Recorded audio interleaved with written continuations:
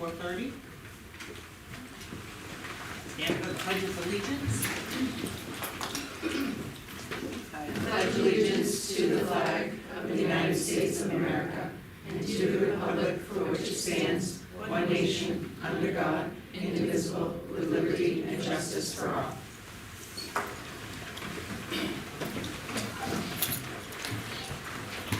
And I'm going to open public comment at 4:30. Hi, I'm Kelly McGinnis, math interventionist here at Seabrook Elementary School. I'm going to start by just saying I would have been here last week, but I honestly had absolutely no idea that this proposal of cutting two interventionists, people from my very own department, was even up on the table for discussion. So I was rather shocked sitting on my couch at home and learning it with the rest of everybody else. Since Thursday, many more sleepless nights, pit in my stomach, thinking about, okay, of all of these intervention kids who do so desperately need it, who's not going to get seen next year? Who are we going to have to drop if two intervention positions are cut? And with a budget of $19 million, I just feel like there's other areas we could definitely look at. I understand that class sizes are small, I totally get that. I totally understand the importance of being fiscally responsible, I get that. I just feel like this is not the place to be cutting people right now. We're finally on this positive path forward, and we're gonna cut people, and it just doesn't make any sense to me. The other thing I was a little unsure about, and I could be completely wrong, it was my understanding that there was only one special ed opening, unfilled position, so I was just curious as to why we're filling two and cutting two interventionists. To go on, I did write a letter, submitted it to Meredith and the board yesterday, and was asked to read it tonight. So I'm going to go ahead. It's a little lengthy, so just bear with me. To the members of the school board, we are writing to you with a deep sense of urgency for a group of students too often overlooked, those who struggle significantly in reading and math, yet do not qualify for special education services.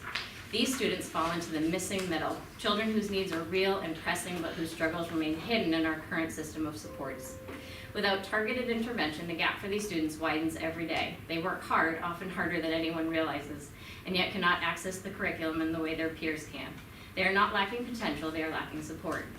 We know that early systematic intervention is one of the strongest predictors of long-term academic success. When students receive timely, structured help, their confidence grows and their trajectory changes.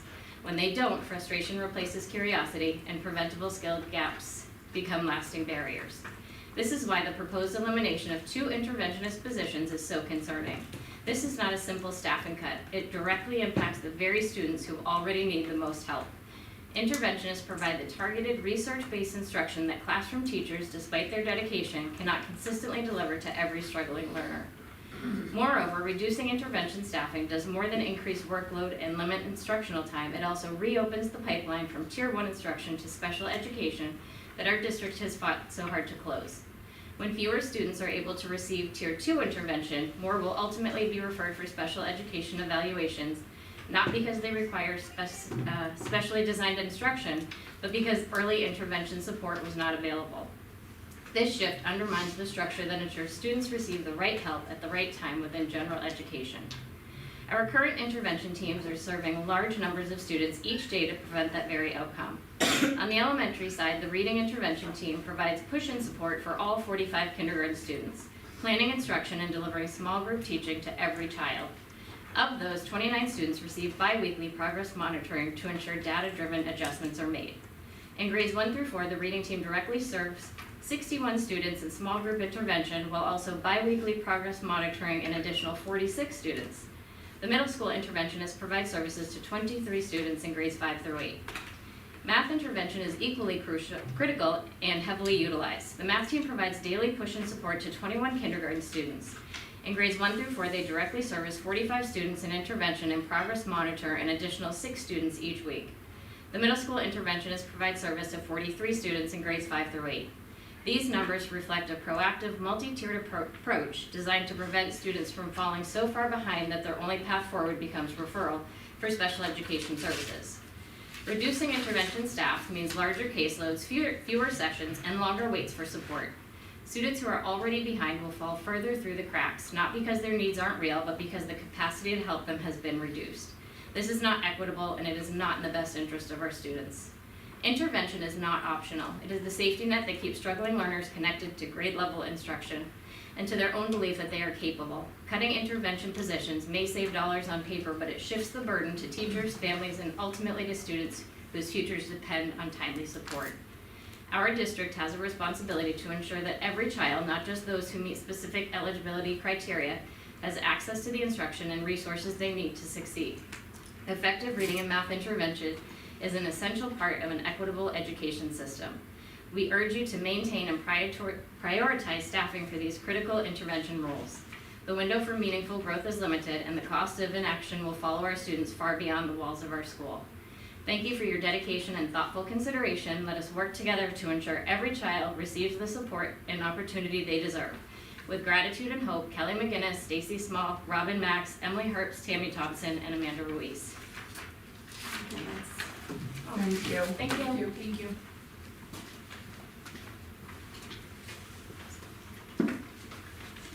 Any other public comment? All right, we're gonna move on to the budget.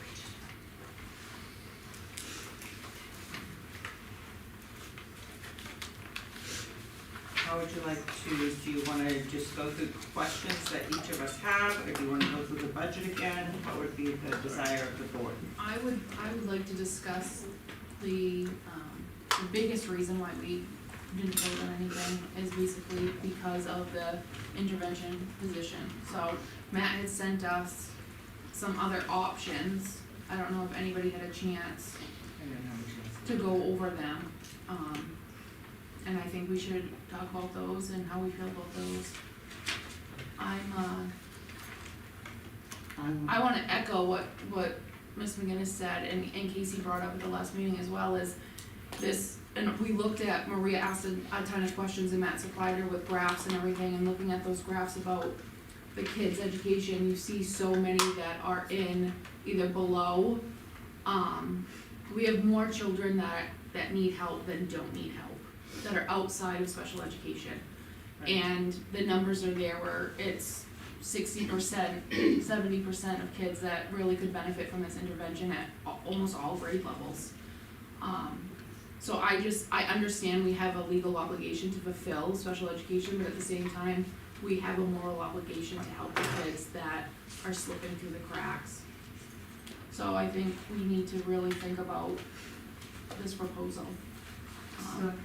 Go ahead, Maria.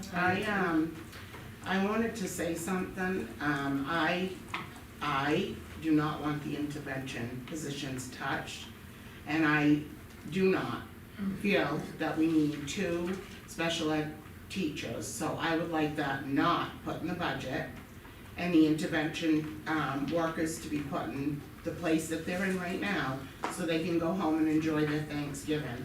Too many times we're sat at this boardroom while teachers and staff go home and suffer and have to come back in the morning and take care of our kids, and they do. And no more of this, it's enough. I feel like every good person, and I'm gonna say this straight out, that I hear out in the community are the ones that are going out the door. What is wrong with this place? What is going on? The good people, and a lot of you are good, and a lot of you went out that door. We need to stop this, and I know like the board's had a change, and things are getting a little sticky right now, but at the same time, we all want what's best for the kids in this building. And I know we do. And so and anybody can talk, but I just wanna make a motion to leave that intact and not add that 200 and whatever it was thousand for 2 more special education positions.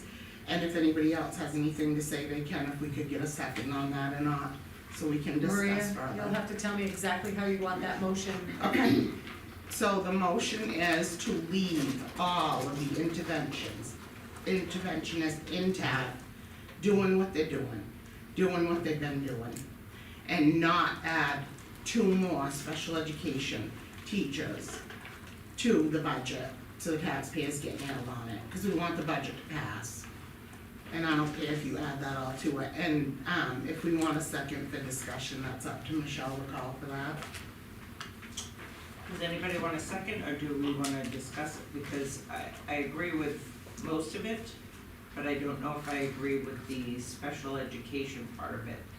Because, Can't have one without the other on that, unfortunately. Once we put those two positions in, two of those people are either going out the door, or they're gonna be offered that position, not and if we we are gonna can be find stuck. other people to, and not take from the. But we have no control over it once we do it, they're in a mess if we do that, and that's where we're at. So I know we need at least one special ed case manager, that position's open right now, to meet legal obligations, Yes. it's contracted, we talked Yes. about that.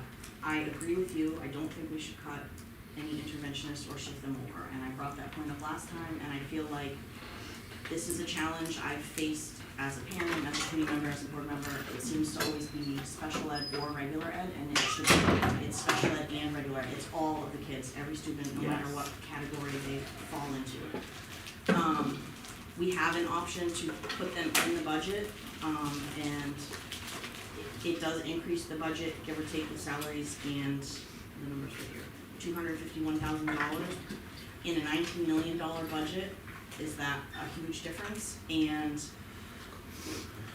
I don't know, I don't think that's asking a lot from the town to continue to support. We saw data and testing results at maybe 2 meetings ago, and things are starting to move up, but they're moving up because there are supports in place, there's interventions in place. There's more honing in on curriculum and individualized curriculum and helping those kids, so I don't wanna backtrack the progress that we're making, and I feel like that's what we would be doing. I agree. And, I agree with a lot of what Casey said. Mm. My biggest concern is why it took so long to realize that we needed these teachers in the first place. I really have a concern with the fact that what we're going through with special education, and over the last year, how we're under the microscope because things weren't being done correctly for over a year.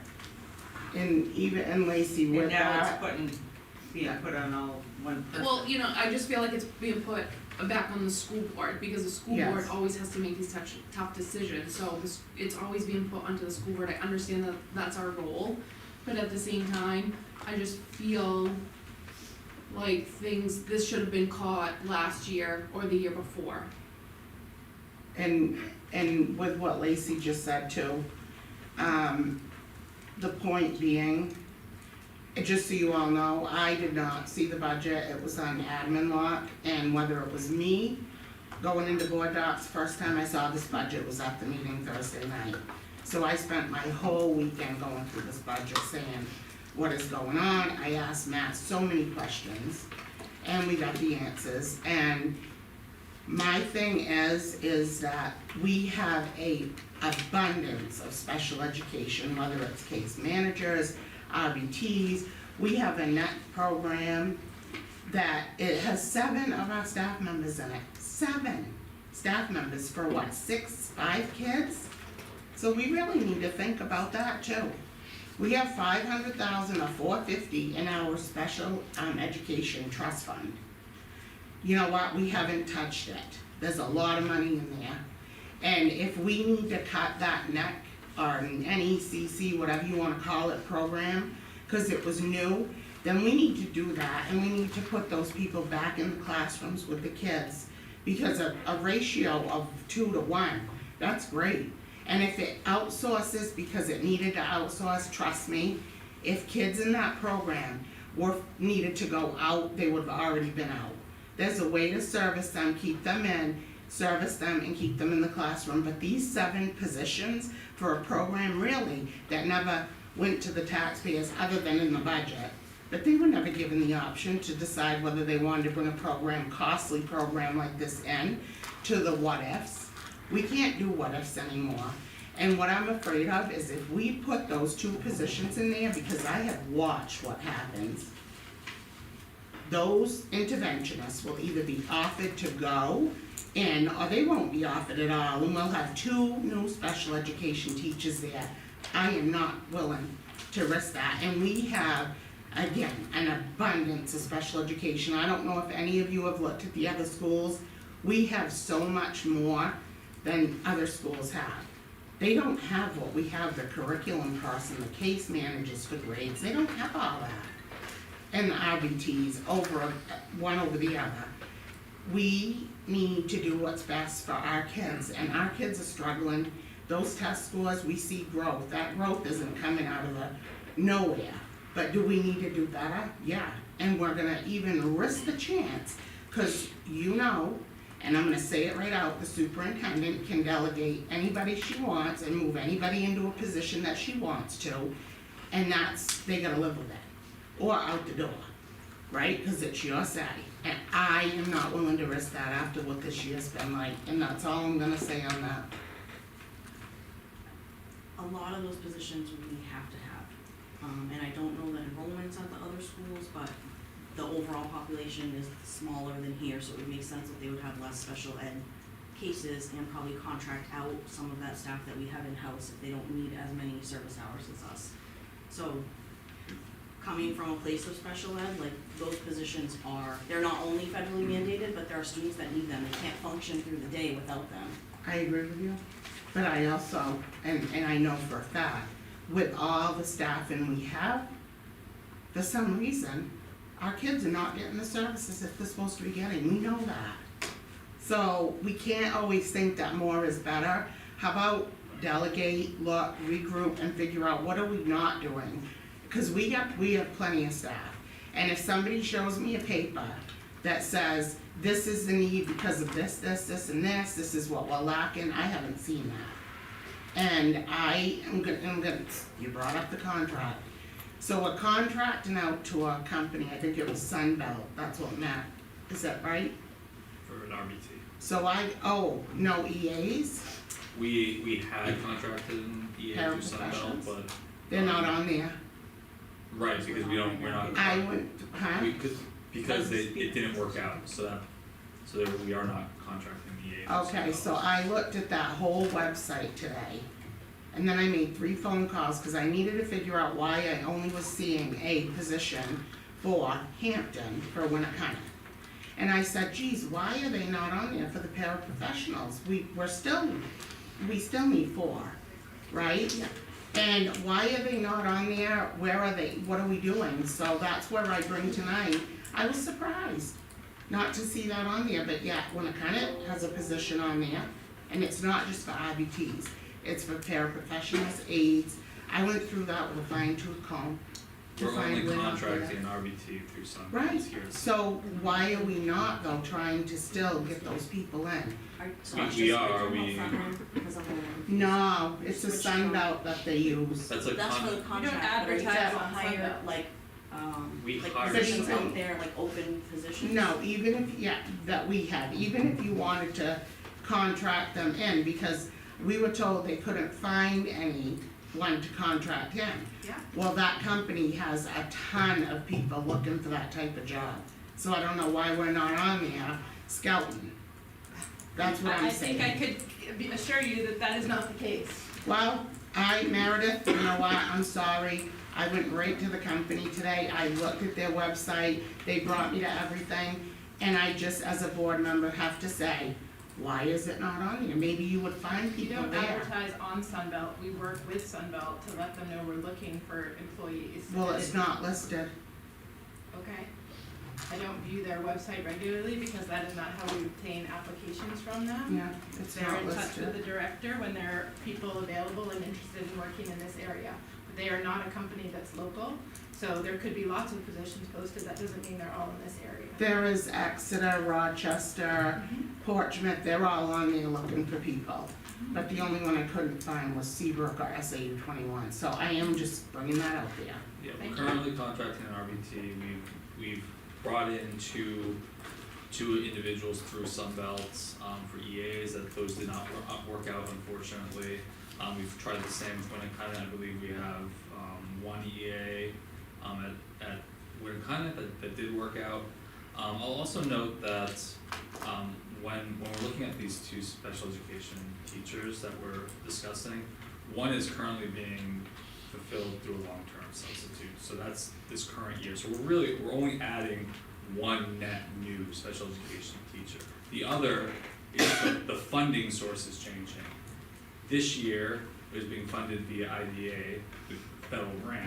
Next year, it's being transitioned to the operating budget. So it's merely the funding source is the addition, but we're only adding one additional teacher. And that changes year to year, so student needs change, and how we service, the services we need to provide change based on student need. We have students move in and out, our existing students have different services that are adjusted, so this isn't a surprise. This is just based on the student needs that we know now, and we do a staffing analysis every year. Christian conducts, she looks at like I explained at the last meeting, she goes through all the IEPs, determines how many hours are needed for each student, and then it's a calculation, and we determine how many teachers we need to meet those needs. So that's how that's determined. We've in the last year, we actually sent you that kind of Excel sheet. We can certainly send that to you as well, but there's data that supports the need for that one additional teacher. We are legally mandated to provide those services, so if you cut that position from the budget, we will likely need to look to contract out for services next year, Maybe. unbudgeted, based on the students that we know now. Of course, we're budgeting a year in advance, so that could always change, that could increase, we could get lucky and it could decrease. But that's kind of the situation. And we got that nice pad there if we do have an emergency, because that's a good amount of money. We have an expendable trust, Yeah. that has $310,000 in it. Oh, it's only 310 now, but people keep No, he said having that it. last week. Yeah, well, he said it again today and I heard him. So, Okay. what are we go gonna ahead. do? So, again, Go I would ahead, just say we are looking at a situation where we've been in default budget 3 out of the last 4 years. We're sitting actively, your October 1 count for this school year compared to our October 1 count from 2 years ago is 100 fewer students. None of us at this table think that kids don't need intervention and don't need support.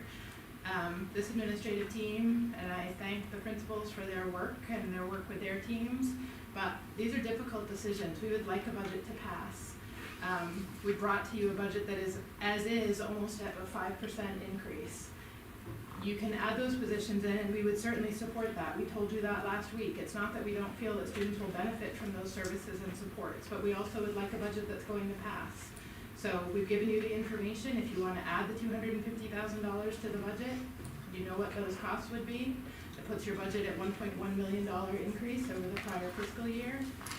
And You could do it as a warrant article too.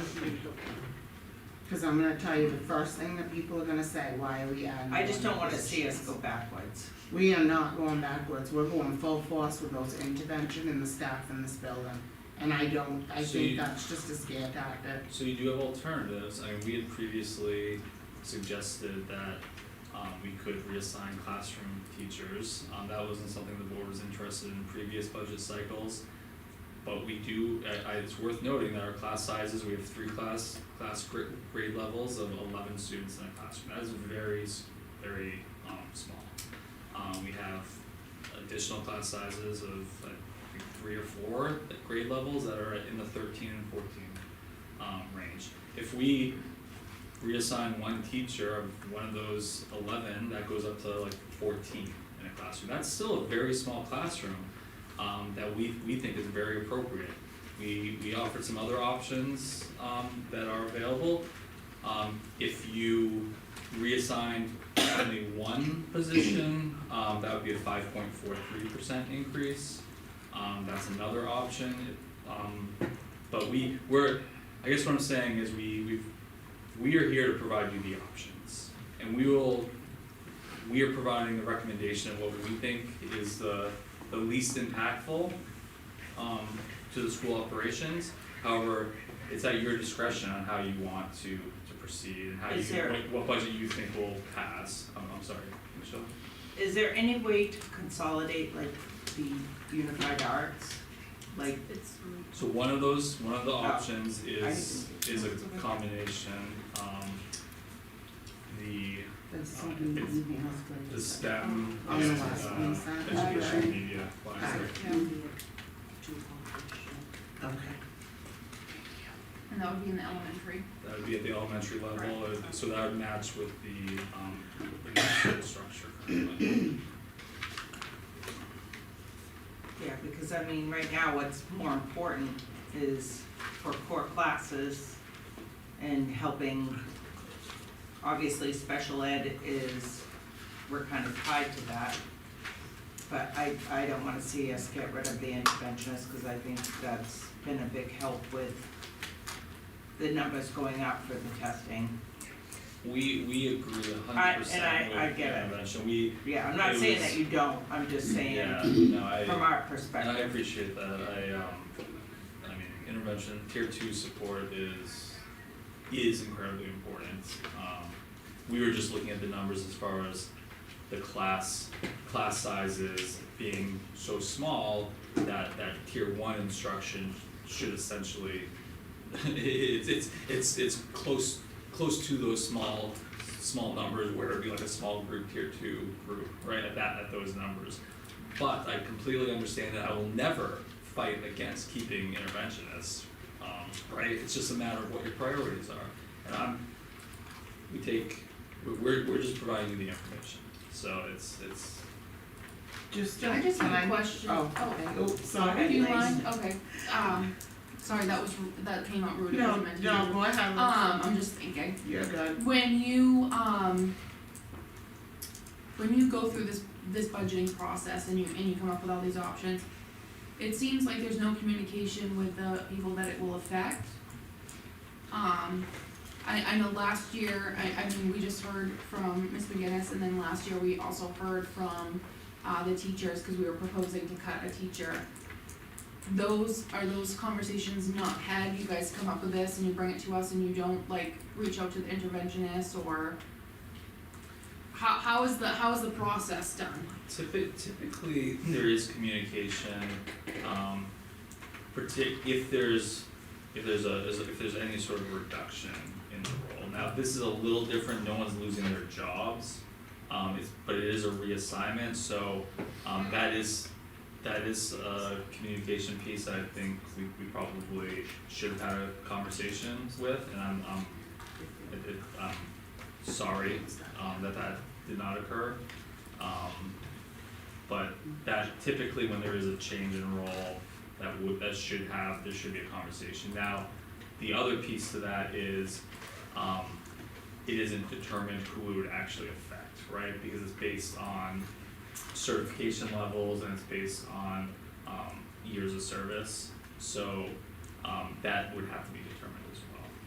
So I feel like you guys would have an idea, because last year when we went through this with a preschool teacher, and they had to reassign, remember? They had to reassign teachers to the preschool position, there's certain teachers that had the qualifications to be put into that role. So you kinda probably you don't have any idea who it would be to have a conversation with?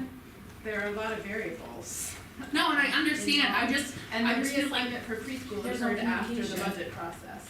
That was a default budget discussion that happened after the budget process. No, and I understand that, but what I'm saying is you can tell by the qualifications, like Matt just said, it goes by longevity, it goes by who is qualified But to it's work in special across, education. it's across more than one school and it's across multiple positions and people have bumping rights potentially under the collective bargaining union. And when a determination is not finalized, we typically would not inform people, right? We would have a conversation typically with the full staff to say, here's what's proposed in the budget. There's a possibility that some people could be reassigned if this proposal moves forward as printed. That's what it would typically look like. The unknown, and I don't like the unknown, we've had too many of them, sorry. What about the option of the curriculum coordinator position? How long has she been here or how is the curriculum going? And a lot of people on cue that we could move her, We or? gave you that information in what was sent to you, I don't know if there's more I would, They wanted to move her as an interventionist. So that position is currently under contract for next year, so that we can reassign, that individual to provide some intervention support. I think as far as value, both principals have in the past, expressed how important that role has been, and I think, so, again, I don't think there's any perfect reassignment, right? There's pros and cons to each of these options,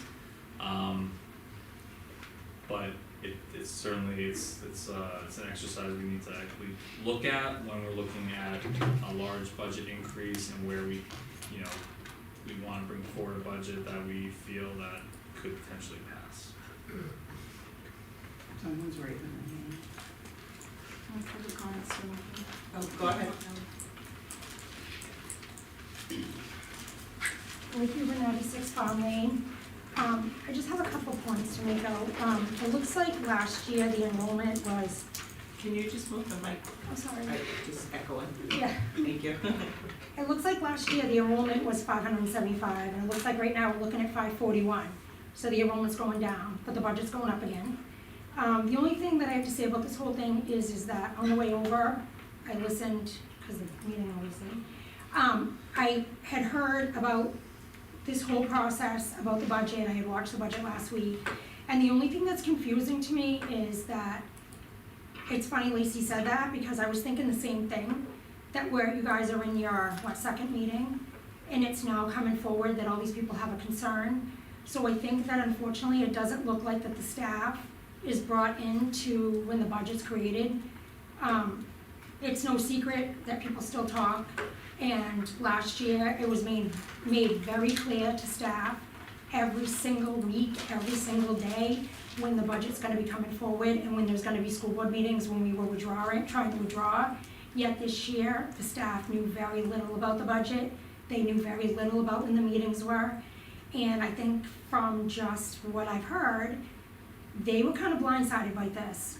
And I don't think the answer is to add and I think Casey's right, we need them, but I think you need to make cuts somewhere else. I think that, of course, they're gonna be willing to add the money in, but I think I've watched Northampton, especially Hampton Falls' school board meetings last year, and they did not have a problem saying to them, go back to the drawing board, work with the staff, and redo this budget, because we're not signing this budget. I don't think the answer is every time it's brought to their attention that something's not gonna work, that they just add it in and increase the budget. I think they need to go back to the drawing board and they need to do the budget over. Because adding more money in, when there's clearly places here you can make cuts. I mean, just dues and fees are up 198%. What do we need, what is dues and fees? You know what I mean? Like, I just think that when doing the budget, we heard last year, every single meeting, how we need to support the teachers, because the teachers clearly wanted to stay with SAU, but this year, the teachers are not even in the equation. And I don't think it sounds like it that the students are either.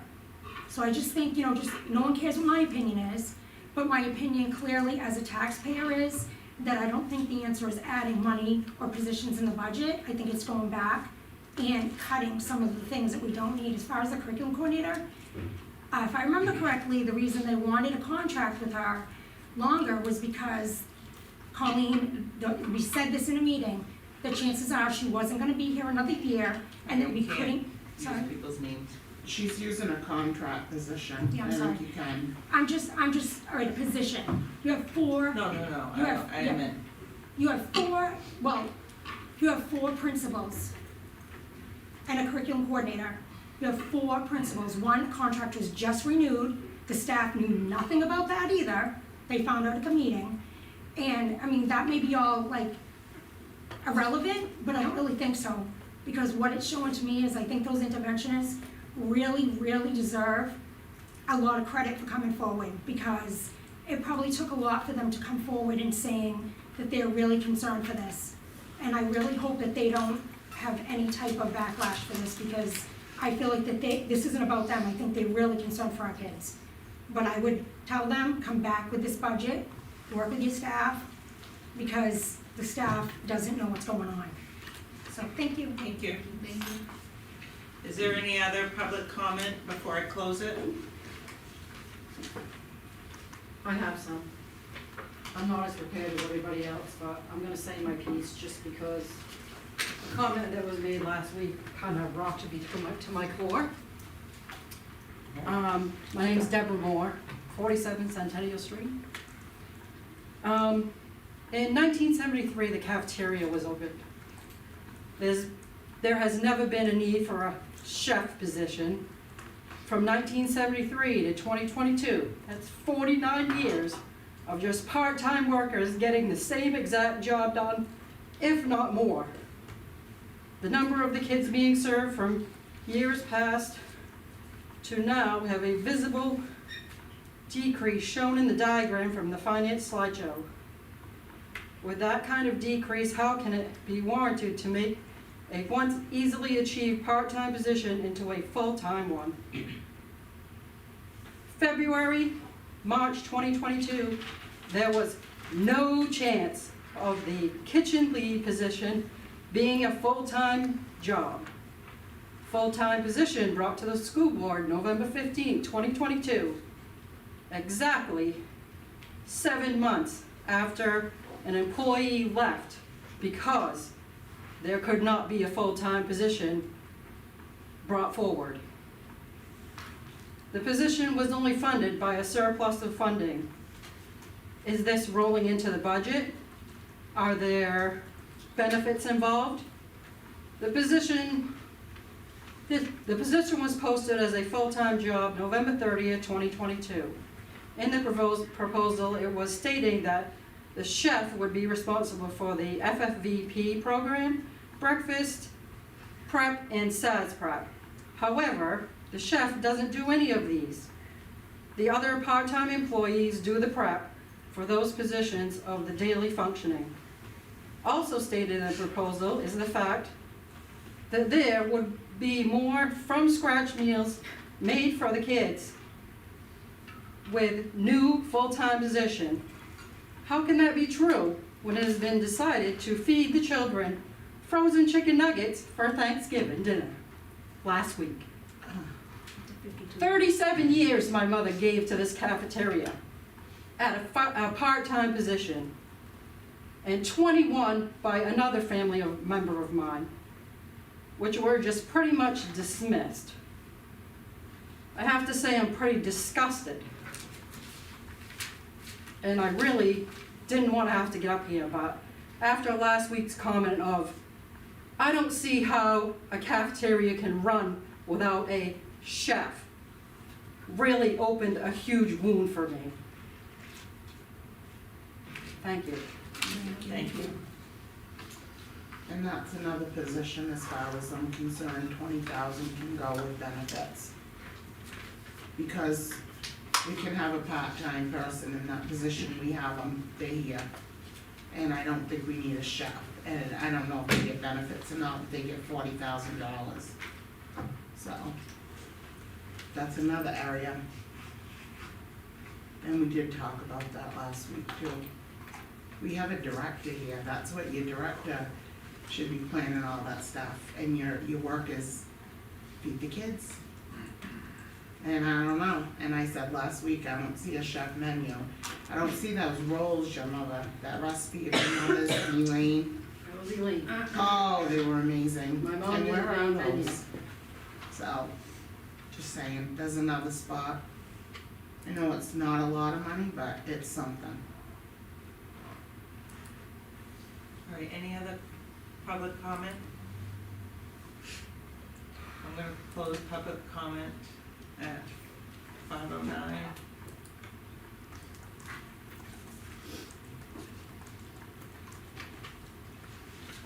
All right, and board discussion. On the I have a correction, my apologies.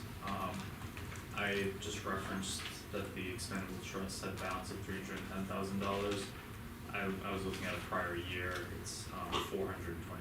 That's what I thought, cause I was, remember we kinda talked about, do we need to Yeah. put it on again? So Cause that's very high, 400 and what, Matt? 421, That's a high amount, and we've been very fortunate, cause I know it can change, but we can't live on our life on the what ifs. You know what I mean, and their lives as And the what ifs. special ed can come out of Yep, the expendable. if there's a need that comes up, it can come out of there if it has to, you know, down the road.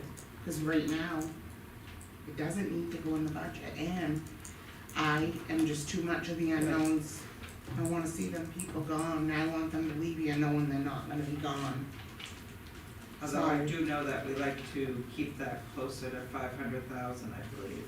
No, it was 380, said. I think was our targeted amount, we give or had take. revised up, the target to 500, and that's based on kind of the worst case scenario for one out of district placement. We have actually a couple currently, not in Seabrook, but in other districts that are between 450 and 550. And we'll get another 50,000 in March, cause the people are really good, they pass that every year.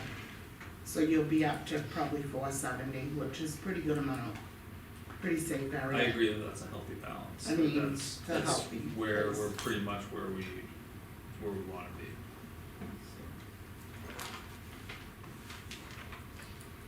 Anybody's ready for motions, let me know.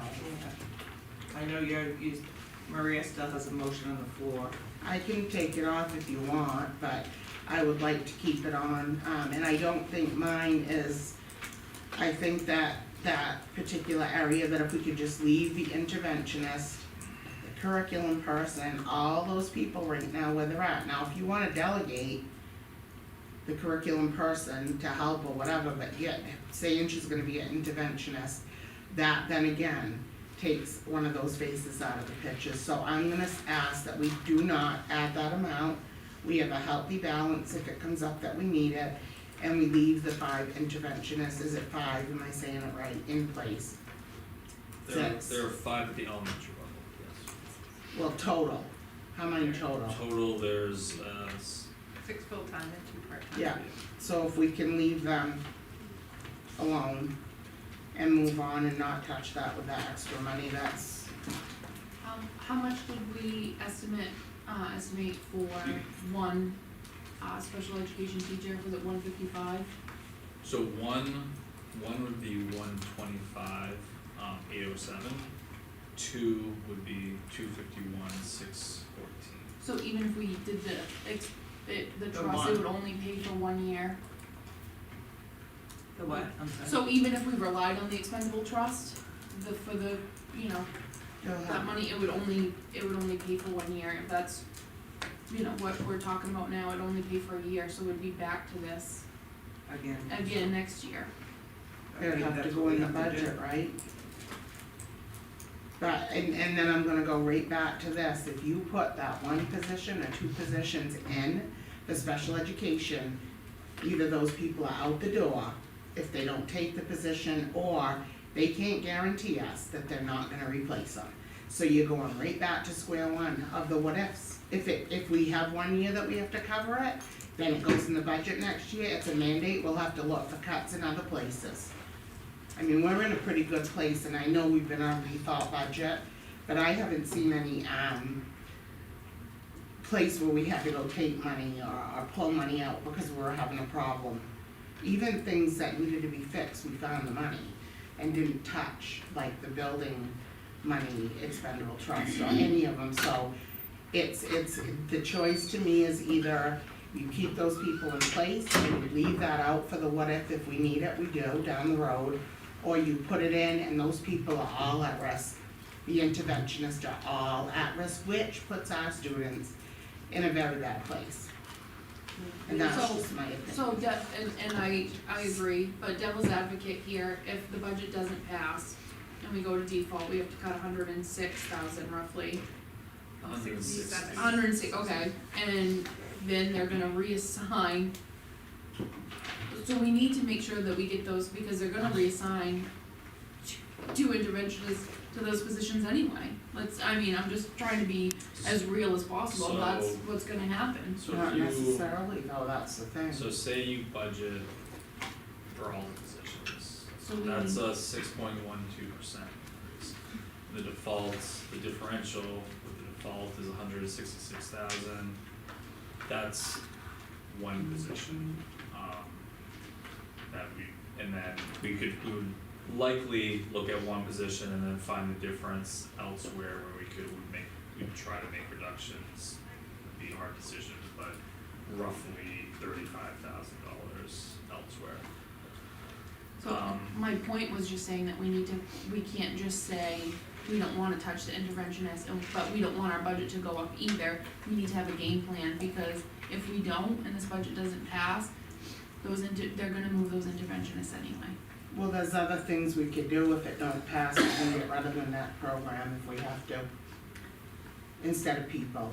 And free up 7 staff members, and I'm gonna But keep your saying $450,000 this. will not cover the cost But of you don't know outputting the what if students not in if- the next program. The what I'm if? telling you, they're in a That program- substantially separate program according to their IEPs. Right. And if we don't have one here, you're going to have to place them elsewhere, and that is going to cost you significantly more than $450,000. So you can do it, I'm not saying. No, you I'm not can't. saying we're doing it, I'm saying if it comes to the point where the people say, no budget again. But I'm telling you right now, I went through that budget with a fine tooth comb, and there's areas that could be adjusted that do not affect staff or students. And the board will have the opportunity to do that if we wind up in default. If as we have in do. the past. But I think if we give a 6 point, whatever it is, 1-2 budget, you can just forget about it, cause it's not gonna pass anyways. If we at least say, hey, this is what we could do, and they're doing for whatever it is percent, which is high still, but we push it to be passed, you're in a better place. Don't you want it to pass? I think that's the thing, and if you don't, throw it in and risk those people and push the money up, or say, no, we're gonna cross that bridge when we get there. If it defaults, I mean, it's defaulted a lot, and I get it, but this year, we're hoping it does not. But go up to 6% increase, and I can guarantee you, we've talked about this year after year. So, Can I just say something, Liz? yeah, of course. So, sorry I wasn't here for the last meeting, I had a sick kiddo, but, the recommendations, the options that you sent us, Matt, today, there was a bunch of different options to, like, reassignment issues and combine the elementary STEM and librarian roles. Does that keep the interventionist positions, like, in the same spot? So yeah, if you use 2 of those positions, then you could keep the interventionist as is. 2 of the options. So one option is to reassign the interventionist, the other options are to reduce or reassign the STEM, Yeah. librarian, the curriculum coordinator, For half the time, or is that? well, I That mean, was- you could do up to, you could choose the amount of time, I guess, and then for the curriculum coordinator, up to 100%. As an interventionist, right? Yeah, so you'd have to shift people around. But we don't need an interventionist.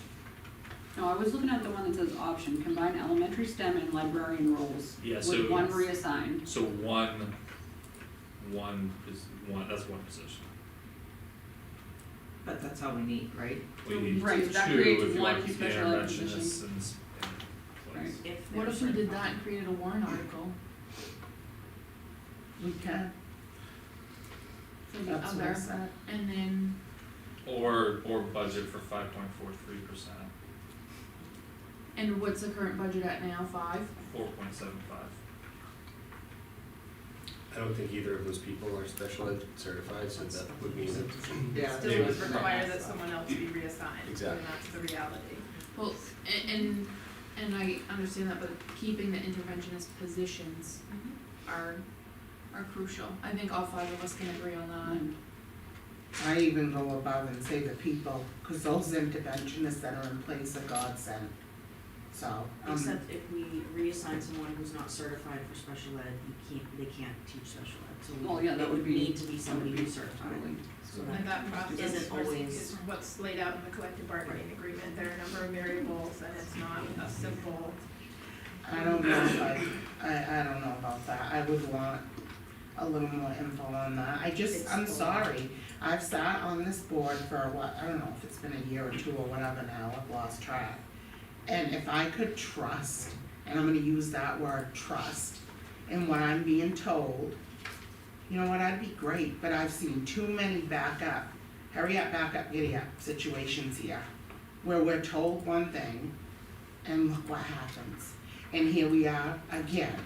And the trust factor is really tough right now. And you know what, I'm not willing to risk people's jobs or our children. And I wanna go back to one quick thing Matt said, cause I was thinking about it. Those small class sizes.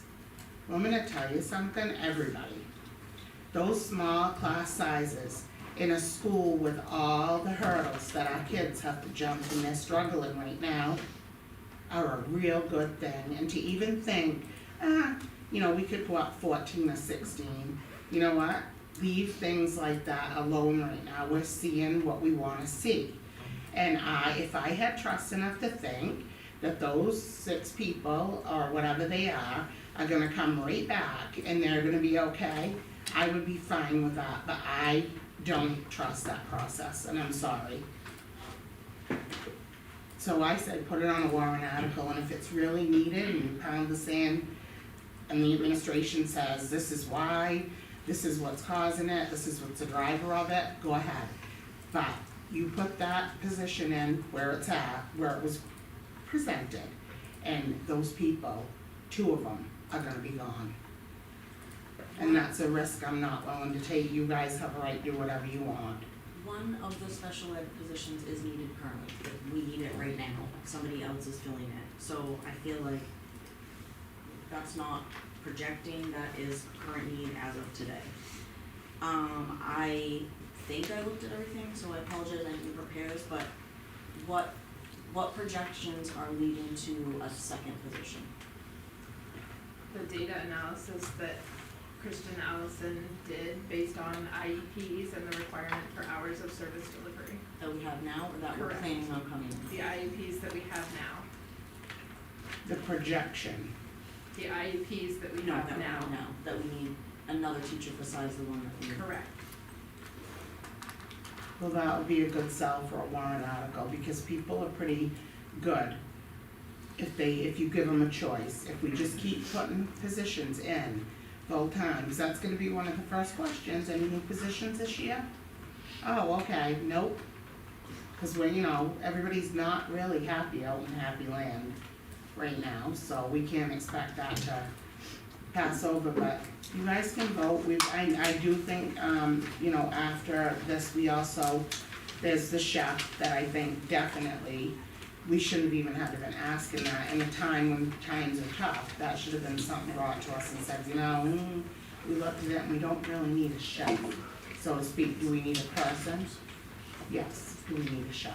And I think that's, it's only 20,000 plus benefits to cut, but it's something and we're trying. Can I just say, I just wanna be clear, yes, you could certainly put out a warrant article for a special education teacher position. If it fails though, and we're still legally obligated to provide We still those have to services, have we're still gonna have to find the money for that position in Yeah, your we're budget, gonna go back to the drawing board. Now, within your budget. Yeah, that's what people do. If I we, just wanna make sure that people understand that. if we agreed to put one position in, which is already an open position that we've been trying to hire for, and then it looks like we need a second person. However, we also do have 2 special ed administrators, and I'm not trying to push back, but last week when I asked this question, said that one of those positions was taking a lot of paperwork from the case managers to cover some of that. Is there a way that we can try to absorb a little bit of the overflow, and then if school starts and we need more, and we have to contract out and then we dip into the reserve if we have to contract for those hours. I know that's a lot of things, but, I mean, I'm very passionate about special ed, so I'm certainly not trying to put what we don't need, but it's, last week it was said that one of those administrative positions was supporting them, so then is there a way for the second position overflow, whether it's spread out between the case managers or that person picks up a couple hours of intervention, I strongly see the need for one. I feel like maybe we could play around with the second one and then see where we're at in September, knowing we have some money if we had to contract out. So, again, we provided you with that analysis, and Christian was part of that conversation. We can certainly do that. It will mean that the other special education case managers wind up doing more paperwork. Delegation, share, Who's time to get supposed to be done. doing the paperwork? That's part of what we did, was to have that position absorb the paperwork across the case managers so that they could focus on just delivering instruction. And so if you redistribute that back across the case managers, it has the impact of reducing their ability to provide instruction because they still have to do that paperwork. That's why we said we perceive it as a wash, but. Devil's advocate, other schools don't have that many, and we are so blessed that we do. The high school has that. Not as many as, I'm talking about elementary and middle school. Well, they don't have as many children either. Well, still, all the same, we're very fortunate to have all that help. Alright, so now that what is the pleasure of the board? I'm gonna go back to the motion of Sarah. Does anybody want a second Can you Maria's just, motion? state it again, please, like? The motion, did you write it down by any Yeah. chance? Motion to leave all interventionists intact and not add two special education teachers to the budget. We already have one in the We have one. budget, right?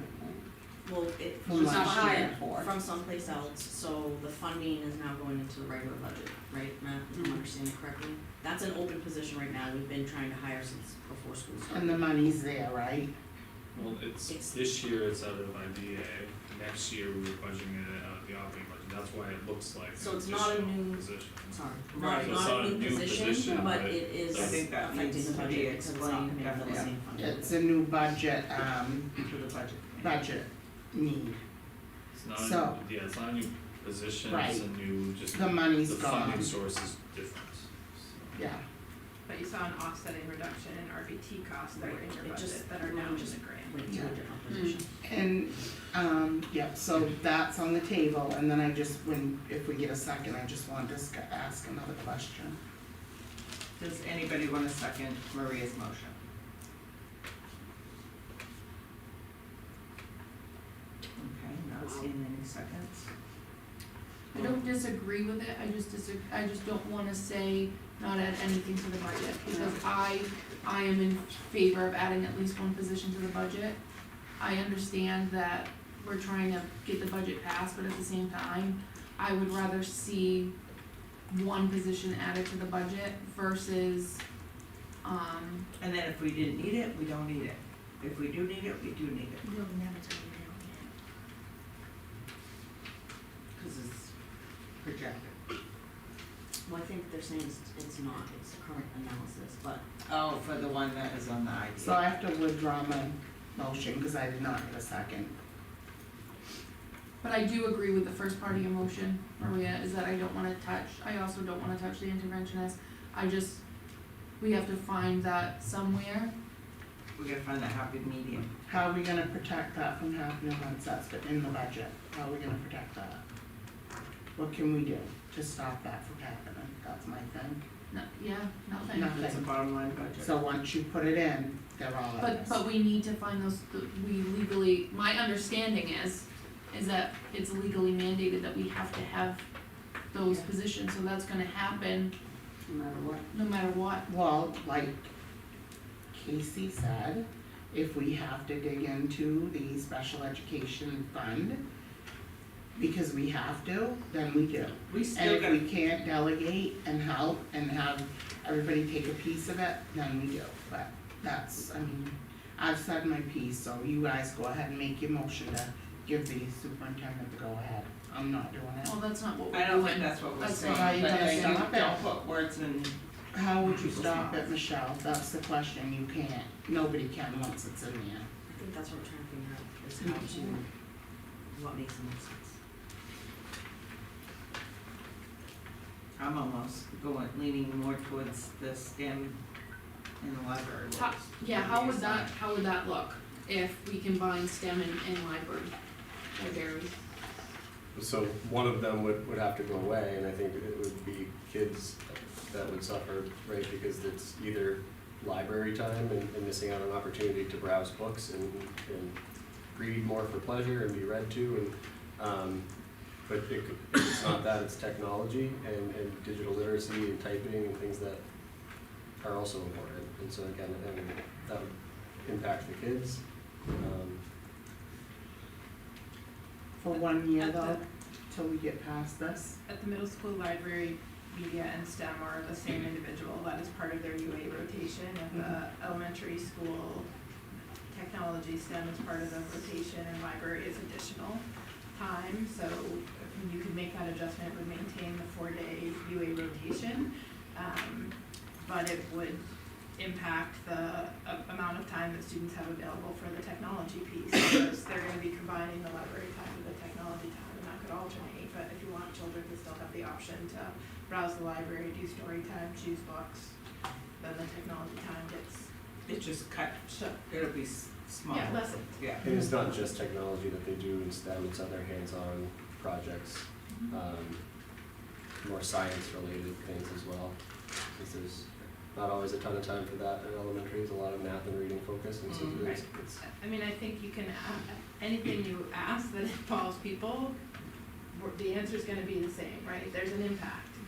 I'm not saying that to play games, but, I mean, our administrators have been very clear about that. I don't, And there's gonna be an impact if the budget doesn't pass too. absolutely, we don't one. disagree. So, you know, these are where it comes to making difficult decisions, and we brought you some ideas. What would that do, Meredith, if we combine reading and STEM, just so everybody out there knows? It's not reading and STEM, it's library and A STEM. library and STEM. Sorry, you said reading so much, I started thinking it. Library and STEM, would that Tim and I then, both just explained that. would leave the money for the, It would free up a position there you to go. then work towards intervention, but to my knowledge, neither of those people are special ed certified, so we would still have to reassign somebody, whether it's a teacher or an interventionist, to Correct. special ed, because we're missing right now one, we're potentially missing 2 positions, and it has to be a special ed certified person to do that position. That's the law, there's no room for wiggling in that. Yeah, I get that, and I wanna go back to the letter that was sent to us from the staff, cause I read it thoroughly. And I think far too many times, cause there's special education, we have to, state mandates, we have to service, there's no way around it, okay? Then there's those kids that are really excelling, doing well, that don't need as much. And then there's that 50 or 60% of kids that are struggling miserably. We just sent a bunch up to the high school again last year. And that's where I look and say, okay, what's the biggest impact? And I worry, and you know what, if we put in the vote that the interventionist not to be removed, that it's to be found in another position, whether it's case managers, RBTs, I don't know what would fall under it. I'd be fine with that, but I cannot risk losing those interventionists, and our kids can't. I mean, bottom line, our kids cannot. So, I would think I don't we know all what to do. agree on that, Mm. it's just figuring out how How. we need to do it, all of the needs, right? So one of my ideas is a warrant article. And I understand the risk that comes to, but and I'm not trying to kick the can down the road either, to be like, oh, we'll deal with that in, April. But at the same time, special education always does well on a ballot.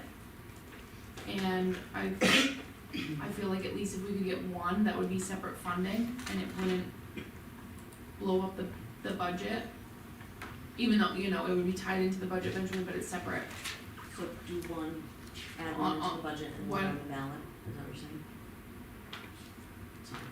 No, I'm sorry, I'm thinking, I'm talking as I'm thinking. That's how I roll. I get that. But I need it for at least one. We could put one on a warrant article, and that would suffice for one, and then the other, we're gonna have to, any other ideas?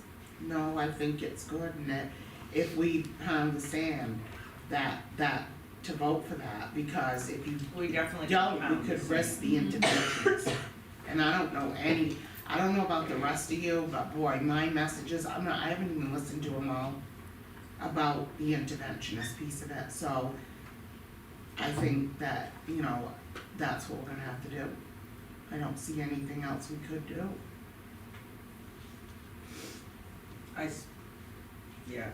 I go with the warrant article Me too, For one or both? What's her, for one, yeah. because we always have that, the expended fund, so. we're paying out now for one of these, for one position. Out of So- grants. No, out of a contract, we have a contract, or a substitute, Long-term sub. a long-term sub covering one of those positions right now, so the money's coming from someplace else, but we are paying for one of these positions right now. So, even though we're adding it into the budget, the I'm gonna get all the letters wrong, IDEA money was funding one position, but because of the cost of the position, it was reallocated, so now it's funding two positions in a different area.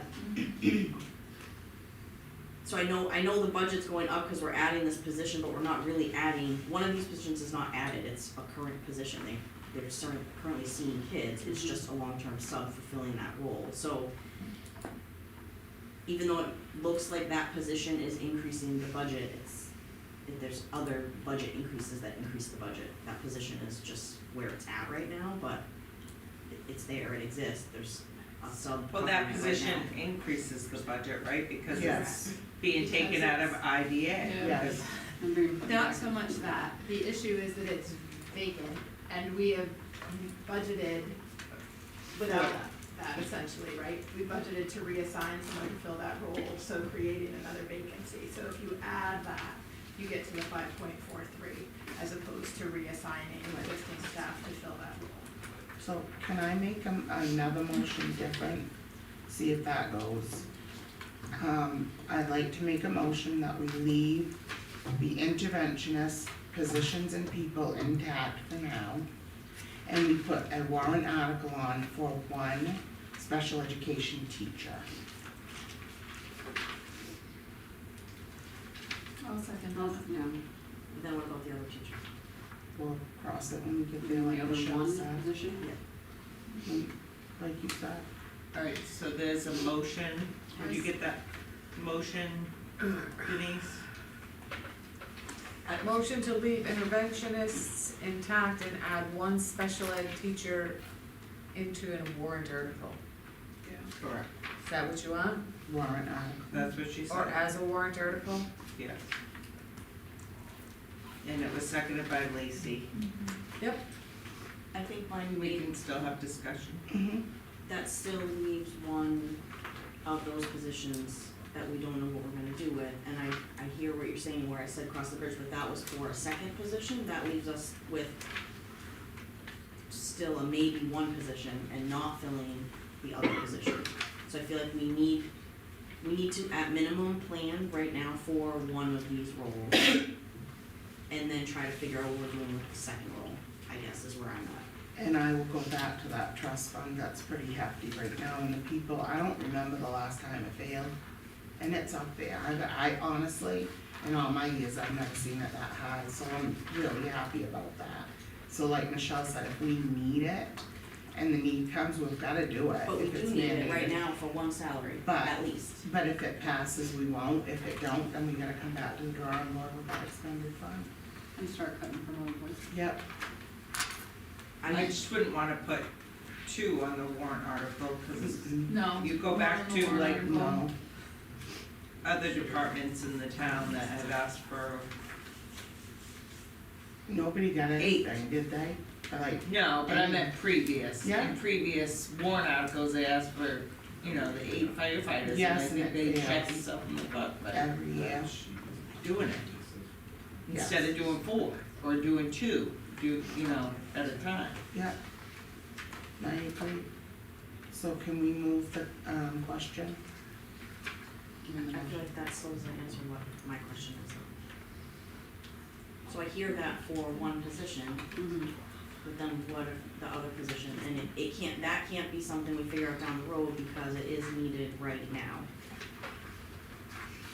Like this person has a full caseload, there are kids seeing this person, so we can't put it out there Right. because we are mandated to fill that role, that hopefully it gets passed. Like I can hear that for a second added person, but for the first person, we need to address it, like it has to come from somewhere. We have the money if it fails, Not if it fails, it's but we now. want it to pass, we shouldn't even say that, cause that's, we want it to pass, but I don't think that we So can then we do would two. be automatically knowing we would need to cover at minimum a year salary and benefits out of the expendable trust, which we just said is in a good place if we have unexpected expenditures, which we have had in the last year. I mean, just on school started, we've had multiple emails from Matt.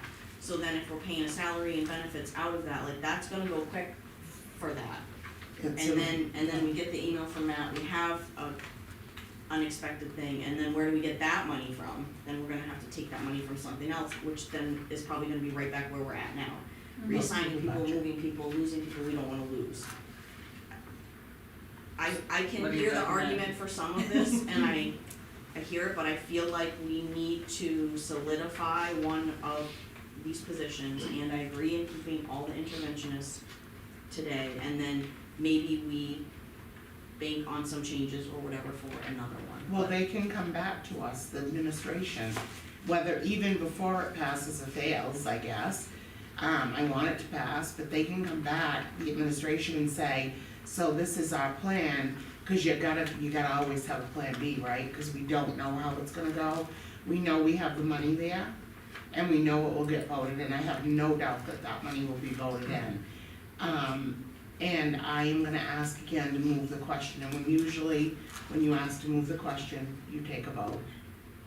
So, I'm just reading some of the other options. Alright, we got a motion on the floor and a second. All those in favor? Aye. Aye. Right, so we have Jen, Maria, I, yes, Michelle, and Lucy. Casey? I said no.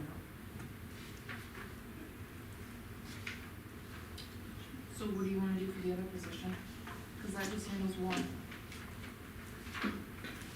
Do you wanna put it in the budget? Do you want to move people around? Do we wanna combine STEM and library? Do we want This one won the to, lottery. you know, to go from 4.75 to 5.24? 4.3.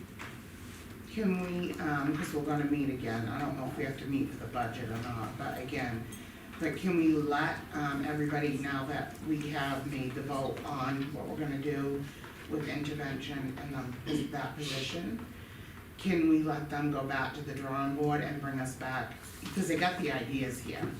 I mean, there's ideas on the Right, paper but here, this is the drawing board. That's what Yeah. brought to us.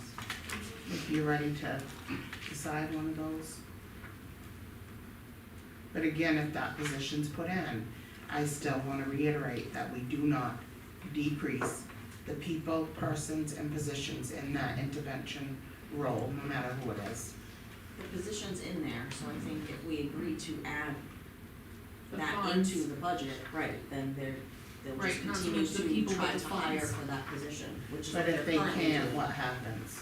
I think, I mean, I can't say this for sure, but the position was left vacant over the summer, and probably certain people that would fulfill that had already signed contracts with schools, so I'm not a hiring manager, but I would be optimistic that going into next school year, it would be, maybe there would be more applicants because of the timing of when that position was vacated. Or we can go and help all that pass, including the budget. And if it doesn't, we have that backup to look at the what ifs, cause we don't really know right now. We don't, it's too early, but we know there's options. So that's just my 2 cents. So put it in, and then we have options to fall back on. No, I don't wanna put it in the budget. I want that budget to pass, and if we put another position and a warrant article asking for another position, then everything's gonna fail. And we don't want everything to fail. We kinda had this conversation, and I'm trying to recollect, but I think it was putting a truck and a tractor on or something. Foolish, and it wasn't much money. Maybe we should separate them. Maybe we shouldn't ask for both of them, and we saw, the result of, okay, how did that work out? It didn't. And it was so little of money. But I think people out there, and let's face it, we talk about demographics with Seabrook all the time. I don't even think in that situation, people are struggling that are making a couple $100,000 a year, they're still struggling. So I just feel like we can ask for everything and put it there, but you know what we're gonna get? Nothing. So that's just my opinion, and I think we can cross the bridge when we get there, if the emergency arises, by looking at the budget, if we need to, and taking money and allocating if we need to. At that time. We need to right now though, like We- this,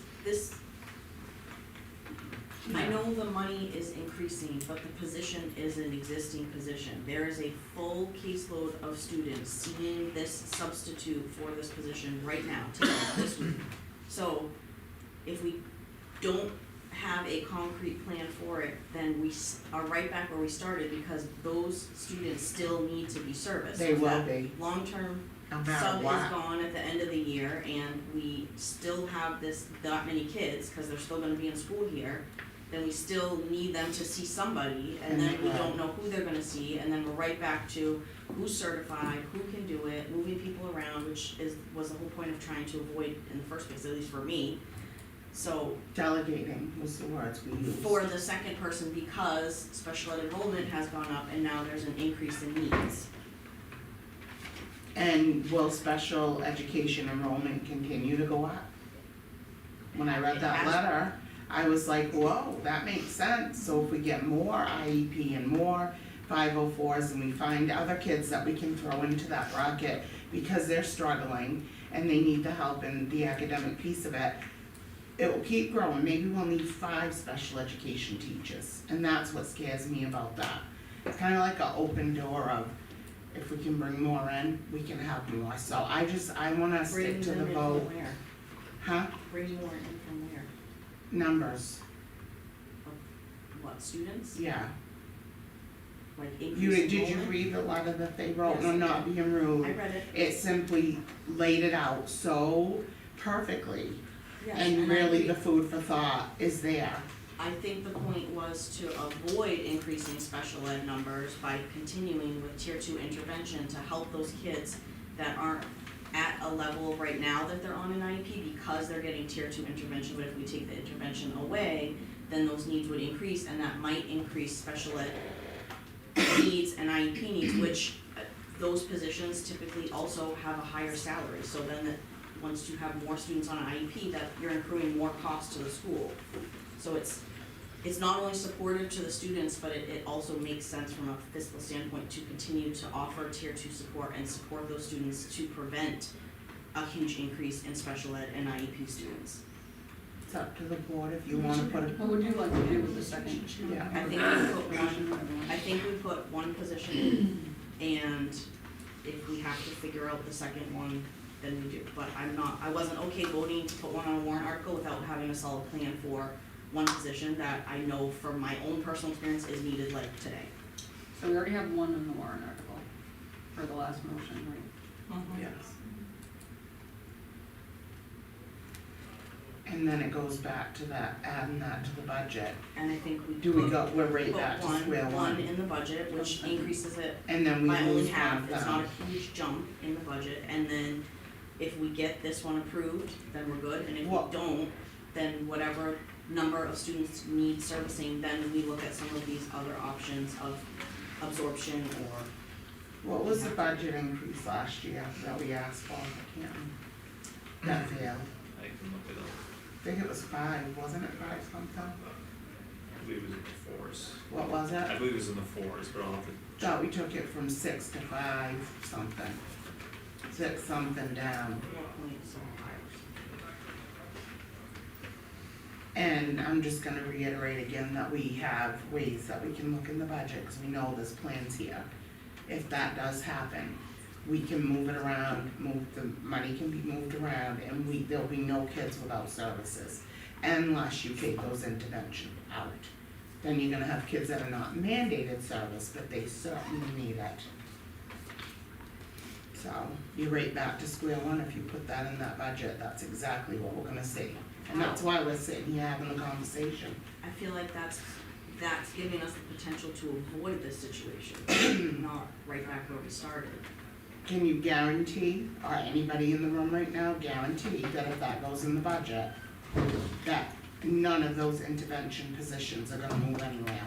Can you guarantee me that? Cause if you can, I'm good with it, but If if you it's can't, there no. and it's filled, yes, that would be the whole point, would be hire But what if it somebody for isn't?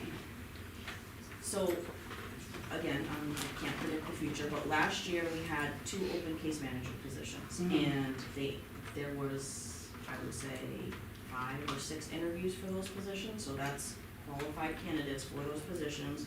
2 people were hired, I think they're doing a great job. So, again, this position was not vacant at that time. It became vacant over the summer. And as we know, because we dealt with this in the spring, contracts go out before that, so people, my guess would be people had already been committed to other school districts, they're not going to renege a contract and to go someplace else. So if we're putting this out for the end of the school year, I mean, I know it's posted now, but reposting it, new position, it would make sense that we're gonna get more applicants because the timing of it, that's when people are looking if they're gonna make changes in the schools that they're working for. Most people don't look for a new job in a school in January, it's, March, April, May for the next school year. And that's what we saw last year, so no, I can't predict that, but that's the trend that I saw, we sat in on those interviews, so assuming we would do the same process in the same cycle and that we would be able to hire a qualified candidate to fill that role. And with that said, we still have an open RBT position and 4 EA positions, so don't forget that money's there. If it come down to, we probably wouldn't even have to touch special education, fund at all. Cause we have money sitting here and it's been a year or more that those positions have not been filled. There's money in this budget, and if I could sit down for a weeks and go over it with a fine tooth comb, there's money. And no kid will go without services, and I'm gonna keep saying that. The RBT is being filled by a contracted person right now, so we Yeah, are. but we can't fill it, I mean, But I'm fill saying it. we're paying it now, it's not empty money. And then the EA positions, our regular ed EAs have been moved to cover special ed, to cover contractual needs, which we talked about, and I'm pretty sure you were in agreement that we don't want to take away from regular ed, so that means that some of the classes that maybe have some higher needs that aren't reaching the level of special education, and maybe some of the younger grades that just automatically have needs because developmental don't have that additional support in their classroom because those people are pulled for special ed, so. Yep, we've been pulling from regular ed for a couple of years now, believe it or not. That NET program, NECC, has pulled a lot of regular education support, and it was a new program. We trialed it, we had it, we got it, but that's something else that can be looked at too, because again, 7 staff members for 6 kids, or whatever, how many kids are in right now? 6, Six. but I would say that again is saving us money because of. Show me that in writing that those 6 needs, okay? If not in that program, state-wise with the mandates and the laws, that they could not be serviced in our school, cause I I think have the yet to see experience of it. the administrators and the staff in this school would tell you they could not otherwise be serviced in this school. Yeah. They require intensive supports, Yeah. and some And I'm of not the saying students they were don't. in the general ed classroom and it was not successful. There's think when we money in talk the about budget the if we need to disruption find it. disruption too that we sometimes talk Oh, about. we have that in the middle school all the time. And that's something that we really wanna make sure those kids are getting what they need, and they are, and I know it's come up from time to time, that's certainly a, That's a typical day here anyways. Not really, Maria. Maybe Well, we I wouldn't expect you would say get anything rid of the different, athletics, but really, maybe we get rid of the athletics. I don't know, I'm just trying to, I think Go Well, this that would is- get people's attention. that would get people. Yeah, they did that at Winnicott. They tried to do away the administration with the freshman athletics, and guess what? It did not fly. So Yeah, athletics, it was it'll never it was fly. awful. Um, It was awful. I know, I'm just trying to look through the budget here and, I mean, there's 5 extra days given. This, I think if we want to go back, like Kelly had suggested, we go back to the drawing board and find out if we in fact do have the money to cover that extra position and how we can do that. See, I think what happened here at the table is when intervention came in with 2 needs for special education teachers in that same area, that was the worst thing you could have done. Completely not necessary. It could have had its own line, its own reasoning, and instead it was intertwined with the interventionist, which I think put a red flag up for me anyways. I don't know about everybody else. And for whatever reason, the interventionists, it just floors me, because they are I'll say it this way, the nurses to the doctors. Those interventionists to the teachers, the EAs to the teachers, so They are teachers. I'm just stuck. But they're more support for our in-classroom teachers, cause they take those kids and they work with them. I'm very well aware, very. So, and this is it, bottom line is it's gotta go to the taxpayers, and I'm gonna tell you, we can all, play fool if we want to, or just say ignore it or whatever. But the taxpayers out there are really not willing to give anybody anything. So if we can say, hey, we know this is gonna be hard if we're, have to address this, but we're confident that we can do this. And please pass the budget. I think, if that's what you want. If you don't, we can put extra everything and see how it goes. We're still gonna have to go back to the drawing board. So. It's up to the alright, what's the board. will of the board I think we should put one position. in the budget? Do you wanna make that motion? I wanna wait till Lacey gets back. Oh, I yeah, didn't know she left. Sorry. she disappeared. Yes, I would. can I just clarify that you're adding that without a reduction, correct? Correct. So I think I'm Yes. hearing Maria say how that might impact intervention, but I'm hearing you say you Yes, put that's things separate. up. Adding it without affecting the Right. people, the persons, and the positions, if that's our motion. Cause that's the only way we can guarantee that it doesn't touch them. Right, Otherwise, we're gonna have to be going back and forth with the superintendent. Well, I think Casey's right, we would be hopeful that we can find qualified candidates, but if we can't, there's no guarantee that anyone could be reassigned, right? We have to meet the special education obligations first, so. Which is why we better not put it in the budget, you said it best. Cause that's a big risk. Everybody said that, well, right now. Huh? Nobody just said that. No, what she just said is the perfect She reason just why, said- cause there's no guarantee. Correct, but we would have to do it But anyway. you have to She's cover saying we special can't ed. guarantee that there is no transfers because If we there can't was- predict. If there wasn't a special education teacher in the budget, then there'd be a higher risk of reassignments. Right, but it. But I hopefully, would say- right, ideally, there optimistically- isn't any reassignments, and Right. and that the way you budget, or the way that's suggested for the budget would result in no reassignments. Assuming a warrant article passes. And a lot of people just moved the thought out here. So the reason people dislike grants so much, like a lot of people love them, they'll say, oh, grants, but this is a perfect example because that IDA grant, or whatever you said it was, IDEA, ran out, so now we're just gonna roll it in the budget. That's not We did accurate, grant, we we just moved moved it. 2 RBT positions into that grant instead for the equivalent amount of money, or roughly the equivalent amount of money. But that no longer is funded for this year coming, right? That, It is, that's it's in our small. budget that they gave us, it's in the worksheet budget, it's just paying for different positions than we use it for this current year.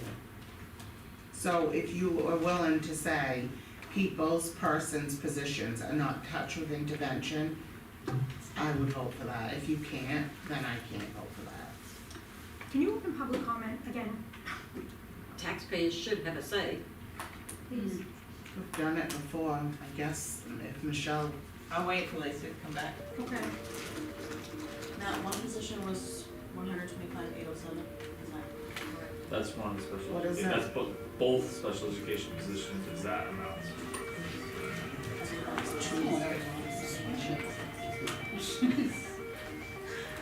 somebody's Okay, texting my us. phone was It was a fire drill, nobody moved. Yeah, I know that one. And I'd like to comment to open up before we vote on that, to hear from the interventionists as well as the people in the audience. So if they wanna get up and say that they're comfortable with that, if they're not, then we need to hear it. That's fine. We're gonna, Casey was gonna make a motion. We're gonna open public comment up for a few more minutes, Okay. just to get some, and hopefully people can chime in, from the interventionists, of what we've discussed. I mean, I'm open, I know you guys are the front line, and I know how that is, that sometimes you're not heard, cause I feel like that sometimes in my position. Is Casey gonna make a motion before you open public comment? No, I'd like to hear the comment before we do a more section Well, on the did you want motion. to do a motion? Oh, she That did, was she my up to motion, Casey. but I get to make that decision, I'm pretty sure. No, I Yeah. said you made the motion, but somebody get a second. You didn't make, I didn't make a motion. Lacey No. wasn't here. Well, you know what I meant. We were waiting. Come on, come on. Thank you, Michelle. We don't. So the program, didn't you guys just vote in on a new program in the elementary we put into place at the beginning of the year? The Be program that was, specific, sorry? be specific. It was the one that I'm pretty sure, I can't say names, but she used to be an 8th grade case manager, and she's now directing this program in the middle school. What's the program? That's what I'm saying, what's the It's a program? new I program didn't- that was put into place in the middle school. Pathway? Okay, so that was a new program that's put into place? It was So in the budget. kids who in neck go into pathway. Okay, so was there an additional cost to that? It was budgeted, it was a budgeted special education teacher position. Okay, Yeah, but was there a cost to it? Because I didn't The know cost that was went the over to teacher. middle school. okay. So that was put in, but that was put into the budget because my question is, it's a default budget, so how was the new position put into the program? That special ed teacher position was already in the budget. Okay, so did you hire an additional one to cover for her? No, we have a vacant position that was additional. So, and as far as the NEC program, Matt, did you say that was how much money? It's about 216,000, I get the exact number. What was the program? I didn't hear. NEC, the NEC program. Oh, okay, net program. Yeah.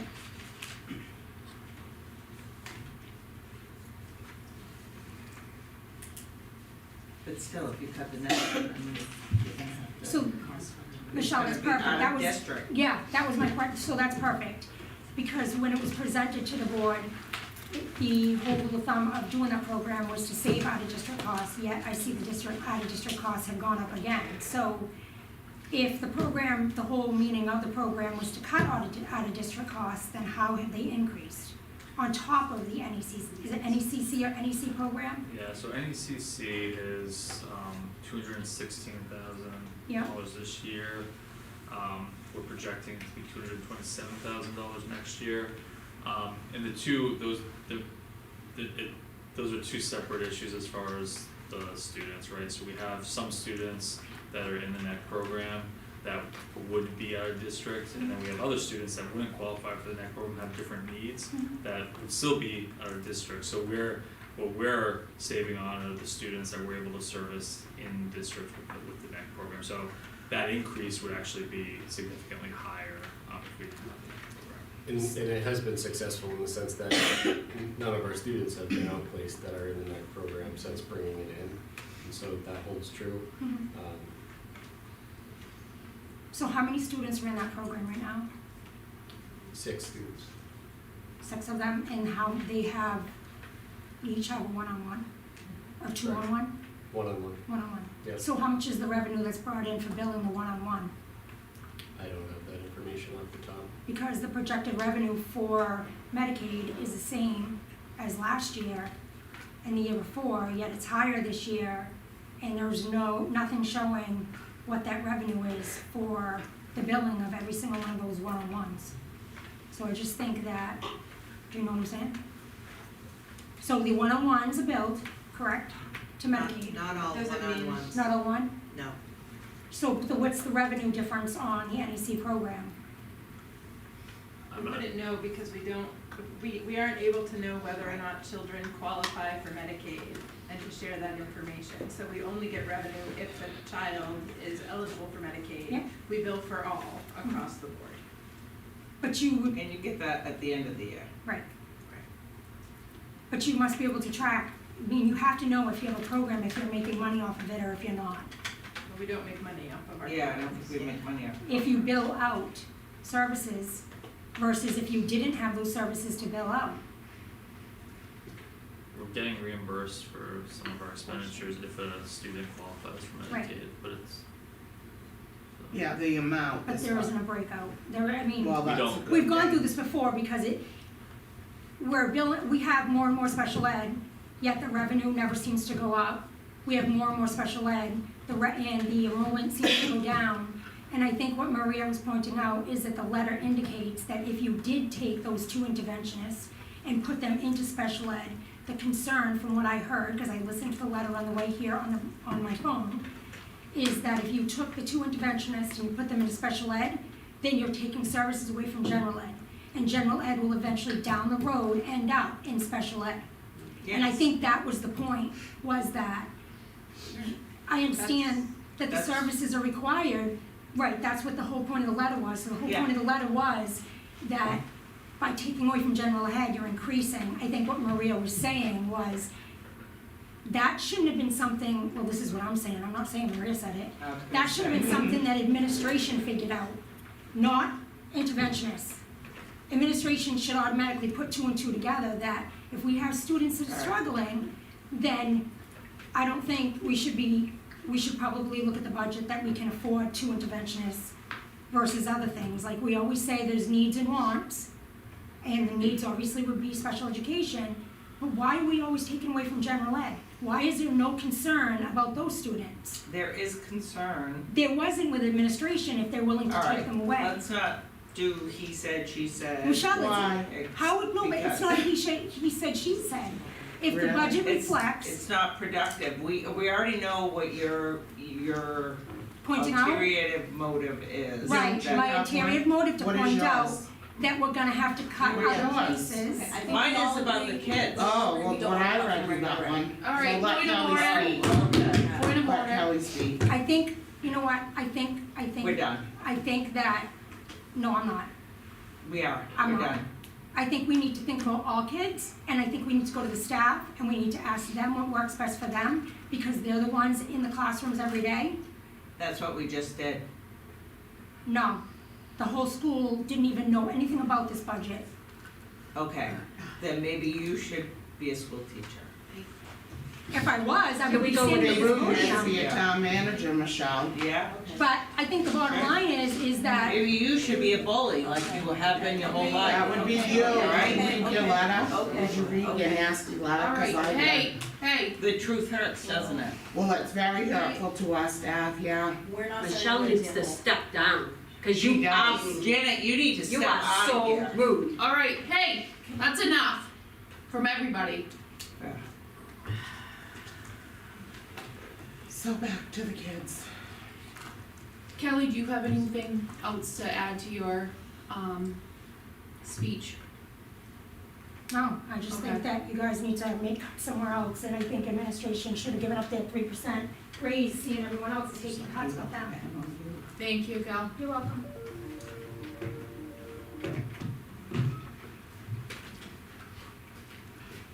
Hi, Stacy Small. I wasn't planning on speaking.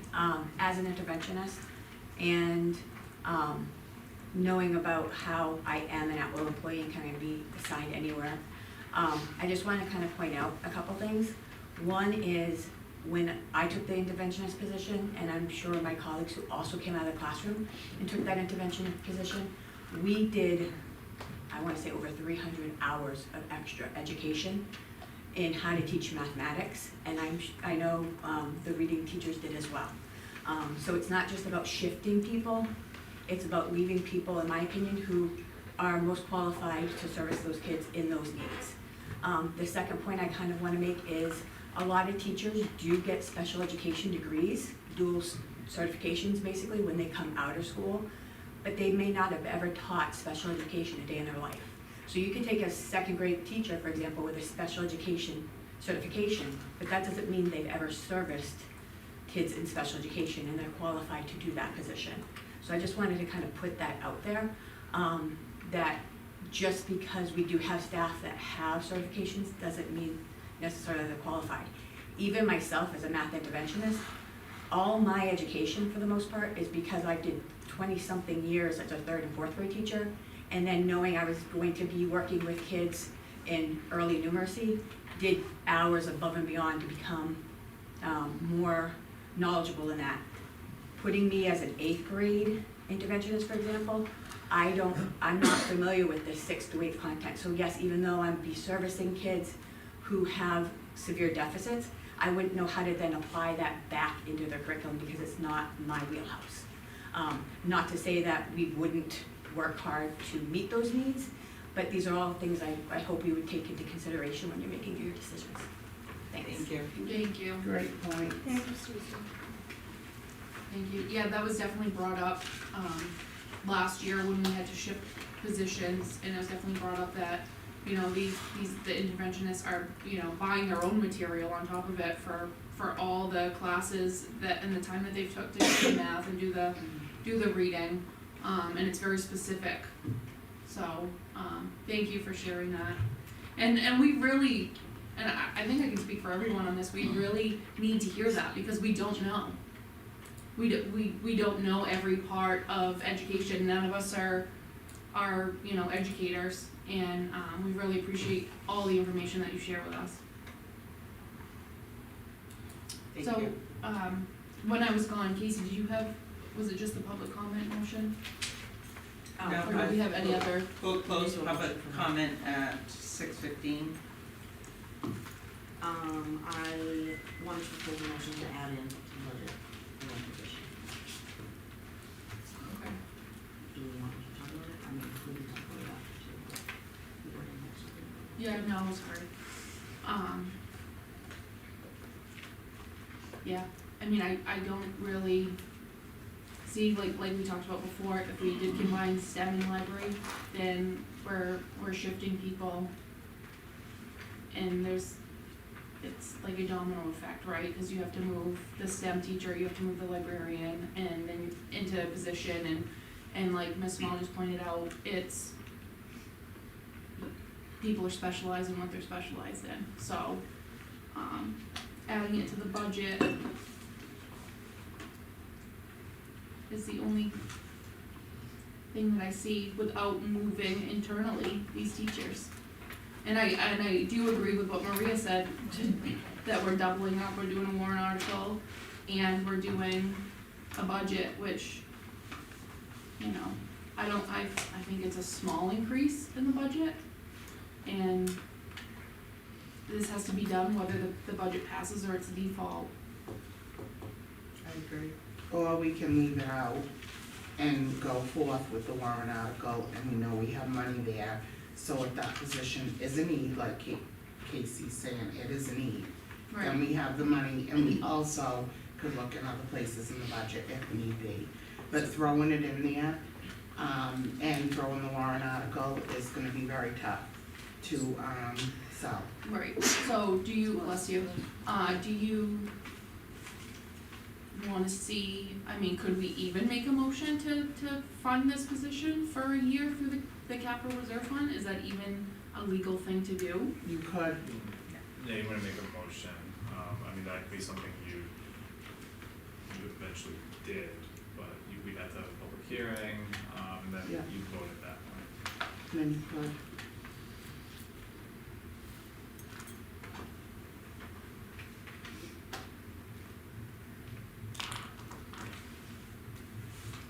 We can make a notation in the budget of the board plans to utilize the expendable trust if, for an additional special education teacher. That was a thought. Right. So to consolidate, we've already made a motion to add one to the warrant article that will fund the existing position that's being filled right now by long-term sub. And then we leave the budget as it is, with next year we may have to dip into the capital reserve fund for the extra teacher depending on our needs during that year. Yes. How does everybody feel about that one? Yes. Case? I would love it. I feel like if we have both of them in there, it's gonna be even a bigger obstacle to get, at least one of them to get past, I mean. So, for me personally, I'm gonna put this out here, I have a child with disabilities, so Yeah. I can tell you firsthand how much it costs to function daily, in school and out of school, and I just, if one kid moves in with needs even similar or higher, that money's gonna go very, very quickly. Right, but either way, we have to find a place for special ed anyway, so it's not gonna, how is But that then we don't have gonna it, affect but then we don't have the money for it. Or, I'm not opposed to taking some Library? money out of it, I mean, I don't know, I just, I don't know what Lacey said. and there's, special ed's gonna come first, no matter what. Yeah, that's right. but that's why I brought this up, cause I don't want that to have to be the case. I know, but. And that's why I brought it up last week, and that's why I sent questions about enrollments for intervention, because I don't want to see that go, and I think that that's needed to get the gains that we're seeing and to continue. I also know that there are other needs too, and so, you know, maybe it doesn't cover a whole 125, but maybe there are a couple other areas on here where we could save $1,000 or $2,000 or $4,000 that would just make it a little bit less added in, and we haven't talked about that yet. And I know we didn't prepare that for this meeting, but I know that is needed now, so we are guaranteed to cover 1+ positions based on enrollment right now out of that money, so which then takes half of that money, maybe more than half of that money. And then we have something come up, which we've already had, I don't even know how many emails we've gotten, of $5,000 here and $5,000 there. And then where does that money come from? They found it, and we didn't have to hit the funds. Well, When we, that happens, and that's when It does that happen. said we it's wait gonna- until the, close to the End end of the year, and right, then to see, and then, determine and if we don't, as a whole, the entire budget, if you need to, then we Yeah. can withdraw. So, Can a withdrawal from the fund that we want to take a significant chunk of money out to fund this position, so that if we get to the end of the year and we're not at a zero balance and we're negative, whatever, that's where we get the money from, like our account for it, Mm. right? So, just say we've accrued $20,000 extra expenses, and at the end of the year, we don't have $20,000 surplus with all the other departments, that $20,000 comes out of the expendable trust. Is it at a good level? Yes. Could we dip into it? I think to some capacity, but I don't know to fund 2 full positions with benefits, because that's depleting it down to at almost least nothing. one, maybe. That would be good. Can we, do we have a motion? Cause I like what Lacey said, but I think there's a motion on the floor for Casey. There's no I motion. There was no Oh. motion. No, I was asking just for thoughts on combining the 2 thoughts, like our first motion that we've already passed, and Yeah. then maybe utilizing that, Could you make that a or we motion? we would have to come back if we went the route where I know we could trim fat off of these increases in this budget, but would that even get us to that 125,000? I don't know that it would, but maybe if it was 25,000, Right. then 100,000 seems smaller added in, I don't know. I like what you said, and I would definitely second that if you went with that. The original, did you say it or Lacey? I didn't say it. Lacey. Yeah. And then cross the bridge when we get there, cause we will, All right. hopefully we won't need to. Yeah, I'll make that motion then. I will make a motion to, fund the second special education teacher, as needed through the capital reserve fund for the, 2027 budget. I'll second. A motion by Lacey, second by Jen, all in favor? Aye. Aye. I, Jen, Aye. Yes. Maria, Yes, Casey, Yes. and Lacey. yes. so either way, everybody's gonna be alright. So now we need to promote a warrant article, because we haven't had, cohesiveness on warrant articles in the past, so we need to promote the warrant article because it's necessary. We also need to promote the budget, which I know we've been doing collectively for years, but I would like to be on the board when we actually get a budget to pass, so. So what I'm hearing is we're gonna maintain, intervention, staffing as is. We're gonna issue a warrant article, an additional warrant article for the special education teacher, and then we will evaluate our special education services as we approach next year, and fund as the second special education teacher via the special education expendable trust if necessary. Yes. With those adjustments, that actually doesn't change the amount of our original proposed budget. It's just how we're utilizing the funds, so that would be $19,207,158 as it stands, and that's a 4.75% increase. So I'm not certain where you stand as far as the overall budget, but if you're at the point of voting for the budget, it would be that number. And I also would request that the board re-vote on the warrant articles as a whole, so that we have the full board, because we only had 4 members last time, if that's something you're willing to do. Can I just ask a question here, cause I don't think we did anything with that.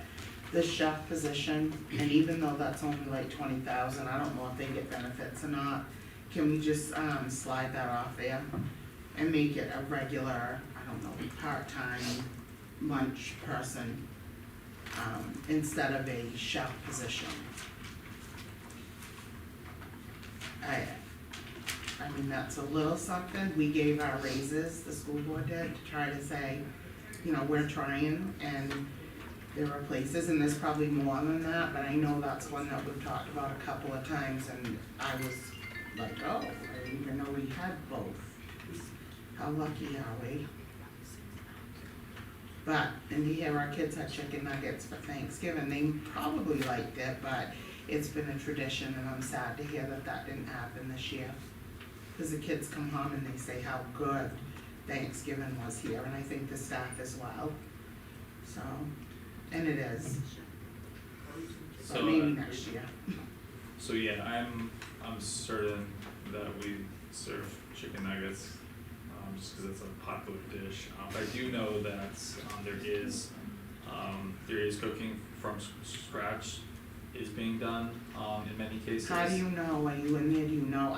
I'm just asking. Well, I'm how do hearing you that know? from our food service director, so I don't know from She's telling you that it's all from scratch. first-hand experience, but that's what I'm being reported to me. I also know that the chef is a, qualified, has a degree from Johnson and Wales in culinary arts, so it's someone that's very well qualified that, from what all the feedback I received is doing an excellent job, and from what I'm hearing from the food service director is really an essential piece of that team. So, that, to answer your question, that is a full-time position, that does have benefits. So what's the total cost of that?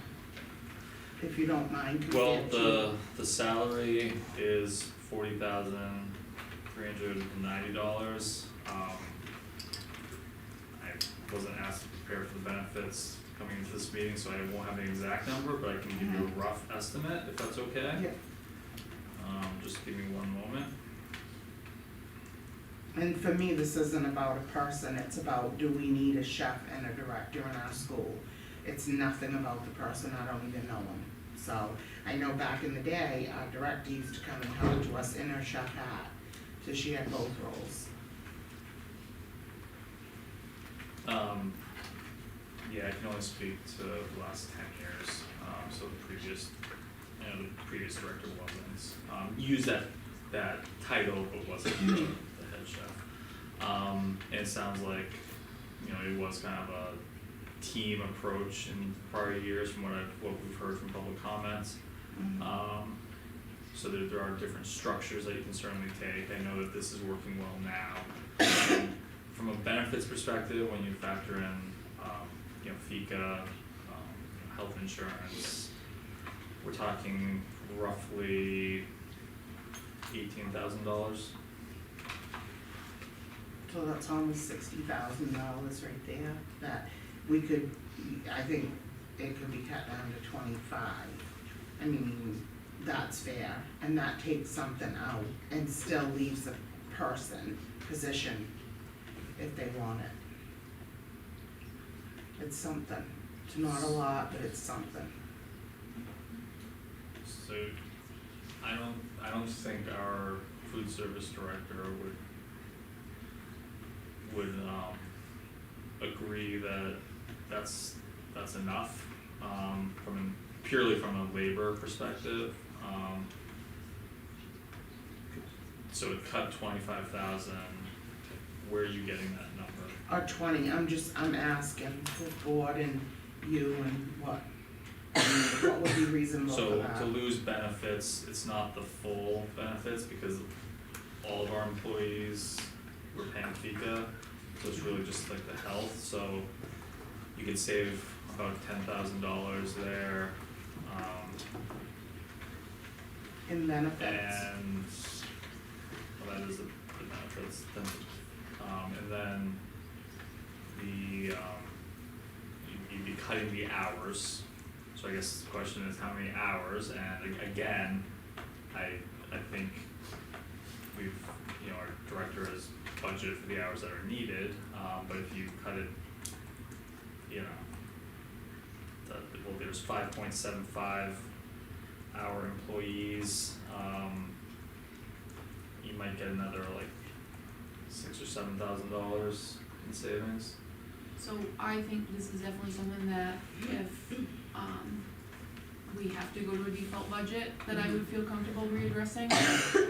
Right now, me personally, I don't. I feel like if God forbid we do get another year default, I feel like that's definitely number one on the table, to reconsider. Just because it is a newer position and we've done it throughout the years. How would that look to do that right now? No, it was not a good look at all. So next year, but at Well, least, no, if it comes down if to, we which I have hope to. it doesn't, the default budget, then that's what we're gonna have to do at that time. yeah, Have to go To through all. restructure it so That's it's fair. not a, There's a position being cut though, by a few hours, in the kitchen. as a part of this budget, Yes. this current budget. Yes. As we discussed last time. Okay, sorry, we've talked There's a about so part-time much stuff, position it's hard to being cut by remember 2 hours, everything. while there's a head chef position. and how much money's that, Matt? 8,000, a little more. But reducing or proposing reducing a 5.5 hour position to a 3.25 hour position, and that's $8,400.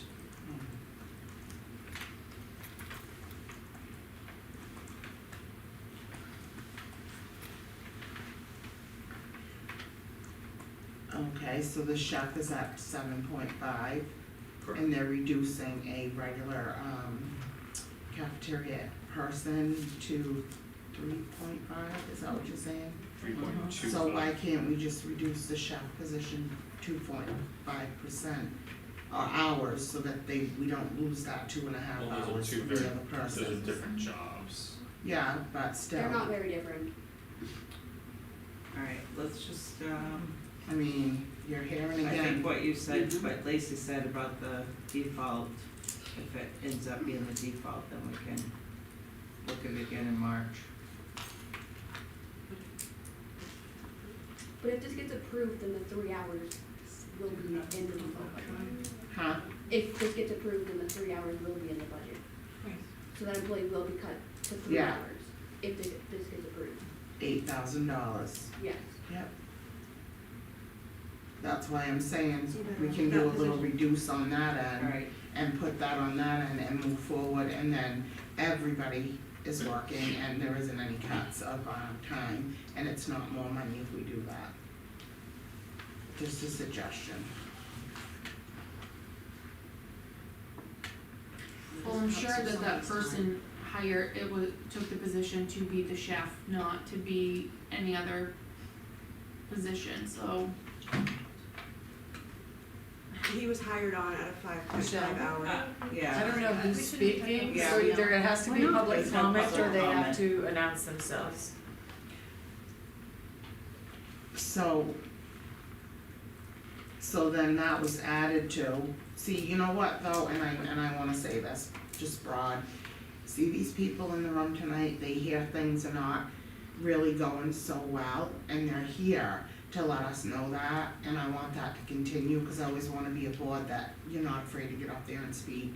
And we So- had the public comment Right. open for quite a while. Right, and we've opened it at the end of So- meetings before for stuff, but I'm not even going there, I'm This going, is, if the director of our cafeteria had concerns, because we've been talking about this, we did it at the last meeting too, I would think she'd be here saying absolutely cannot do that. Oh, do you wanna get up and tell us, why we cannot do that? I didn't know. public comment is closed, do you guys wanna open public comment again? I don't know what's fair for Lindsay and Swan. Yeah, I will, yeah. I will too. She's part of the kind of the administrative team, so you could have Yeah. her speak as a, Yeah. in that capacity. Okay. Sure. Are you gonna open public comment? No, because she's. No, we're gonna have her part of speak that, as an so- administrator. Just here? Okay, Okay. so if you can just. Come up here anyway. Yeah, you can still Yeah. come up. You open public comment, so I can speak after her. I would say anybody If can, but we you gotta could know. if you could just give me your name and your position. Yes, Lindsay Gosher, Nutrition Director. Thank you. Thank you. Back in 2022, the chef position was a new position, that we went through a complete interview process. We did not just fill the position with someone, it was a process. Since that time, there's been a lot of contention around this position. The person who is in the position is a graduate of a culinary school. He went to Johnson & Wales. His goal is to strive in the culinary world. And as you know, the cafeteria has longevity of wonderful employees, and it has changed over the years. When I started in 2021, I had 5 employees, and it was during COVID. A lot has changed since then. Currently, we have 6 employees under me. So when the proposal, when I was going through the budget, I did take into account the chef position. However, with 6 people working in the kitchen and seeing their roles, and the tasks that they have to complete, it wasn't the best, position to make a change to. The position I chose was because a two-man job, so the chef assistant and the chef, has dwindled down more so to a one-man job. So the morning tasks can be completed at a later time in the morning, so that's where that shift from 5.5 hours to 3.25 hours came from. Cause I still need someone, I need 2 servers and 2 cashiers. Our lines for lunch are still pretty long. Our participation rate for lunch since 2022 has gone up. Even though our enrollment is down, the number has gone up. Our free and reduced percentage has plateaued. We're at 43% right now, free and reduced. And that has gone down since before COVID. But the participation rate of lunch and the students coming to get lunch, the adults coming to get lunch and enjoying their lunch, the rate has gone up. We're talking about scratch meals and, you know, again, I know back in the day there were a lot of yeast rolls done, cinnamon rolls. They had a kitchen of more than 6, so people were able to help with those things. Right now, we could do those things, it just takes more time and more hands on deck. We have our cookie decorating coming up for pre-K through 8th grade. We make close to 600 cookies, and it's a team effort, although one person tends to do it all because she can, and she does a great job doing it. But it's a team effort. So the chef position is an important position. His love is in the food. And we've tried to modernize the way we present school meals. Whether it's doing our Taste It Tuesday, which we have once a month, and the students get to try a new sample and vote on it. We've done that since 2023, and it's been a favorite. They love seeing me out there with the little sample cups. He's part of that. Whether it's a sauce, homemade pickles, whether it's, you know, the whole meal itself, macaroni and cheese and pulled pork, from the barbecue sauce to the mac and cheese, it's scratch made. And these might seem like small things, but the students do come up to me and tell me how good the meals are. And the staff too. We have regulars that come. So I'm not taking this personally, I'm giving you the facts and I'm providing education. Because there are inaccuracies that you might hear. The chef position is strictly for our hot lunch. Doesn't do FFEP, doesn't do breakfast, hot lunch, and that's it, start to finish. Afternoon tasks are getting ready for the next day and setting things up. Some days are different where we might not have as much to set up. But again, this was a hard decision, but I've seen firsthand what it would look like if I took those hours in the morning away and decreased them. Because we don't have to fill a void in the morning. Things are getting done and can be shifted. So. Can you do without it if that position, because it's hard to get people to work 5.5 hours a day and now it's 3.25. If that happens, can you do without that? No. cause I Okay. need someone to serve. Yeah, and I worry about that, 'cause it's gonna be tough. It would be me, Yeah. that's what it would come down to. Yeah, Mhm. and you, Which again, I worked every single position in the kitchen. Yeah. I Good. am hands-on. It's not the best for me to be able to need to do that every day, cause Good. as a director, I have my own responsibilities that with the way of the world, is getting harder from a regulatory standpoint. Yeah. So, yeah. I also wanna clarify Thanksgiving last week. We didn't get our turkeys. They're coming in January, so that's why I had to give chicken nuggets. The adults got turkeys that I spent $500 on, and I couldn't justify spending that on all the kids. So instead, we're doing, well, if they come in January, my hope is to do a Happy New Year turkey dinner with the turkeys that we're supposed to get. But that's the reason for chicken nuggets, just so you know. I hated doing chicken nuggets. I really did. But, any other questions? No, thank you so much Thanks for for your letting me speak. input, yeah, very helpful.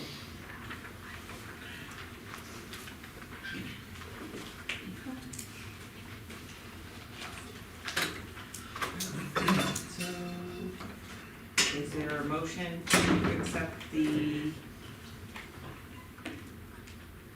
budget as proposed, or whatever the number is, I don't even know right now. Yes, it's 19,207,158.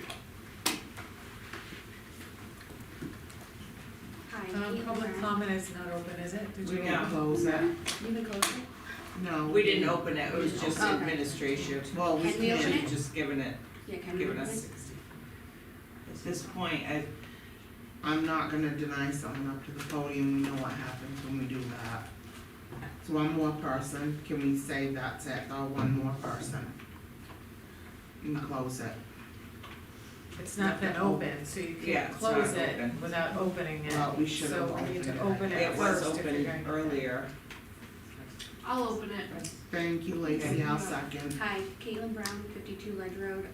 I would just like to say that that position that is being talked about, the 3-hour position, will be mine. It's my position. I have already told her I would not come back, so she would not have that. The head chef position she has talked about, he does nothing in the afternoon. There's hours and hours on end where he does nothing in the afternoon and nothing is So, prepped. point of order. Yeah, we can't really talk about staff.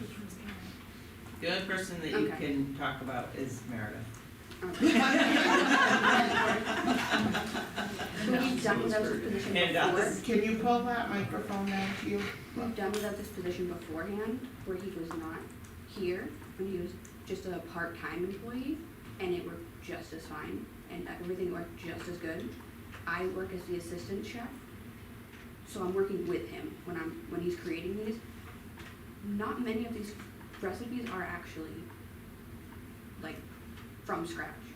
And if they are, it's mainly the breakfast items that another employee is doing, that is part-time.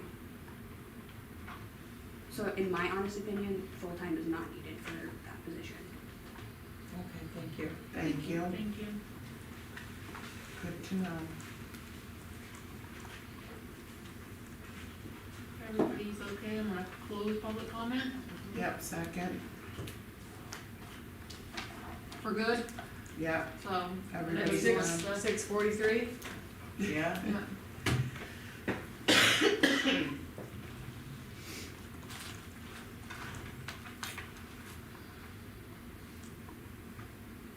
Does anybody wanna make a motion on the budget? Or do you wanna hold off till another time?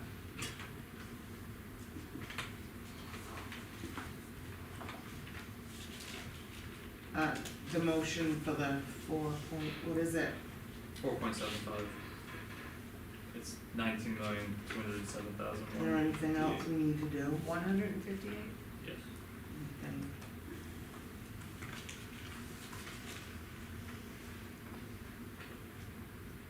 Nobody wants to make a motion? Do we Oh, I thought Maria just did. No, I didn't, I was No? waiting. Can I just say, As as presented. proposed? Or as discussed. As long as Denise has it. Denise will put it in. Motion to approve the total operating budget in the amount of $19,207,158, that's the motion. Yes. Is that what you want? Yes. Motion by Casey, I need a second. I'll second. Jen, Seconded by Jen. All those in favor? And now it's up to the people. Jen, Aye, yes. Lacey, Yeah. Maria, Yes. Michelle, Yes. and Casey. Yes. Thank you. And could I just ask to reaffirm your vote Warrant on the articles? warrant articles, Yeah. please? I'll Yeah. make a motion, With the addition. to accept the warrant articles with the addition of a special education teacher. And then Can you say that again, Lacey, sorry? I kinda just made it up. Oh, I thought we did the last meeting, I believe we accepted all 6 of them. You did, but it wasn't the full board. Oh, So I okay, just voting want- on those. I just want the full vote. You've Oh, already voted on the special education teacher warrant article, so it's Okay. really just the Okay. remaining. Alright, so to reaffirm. so I will, Exactly. I'll make a motion to, Reaffirm. yes, reaffirm, thank you. I'll second. Alright, motion by Lacey, seconded by Jen for the warrant articles. All those in All in favor? favor? Aye. Aye.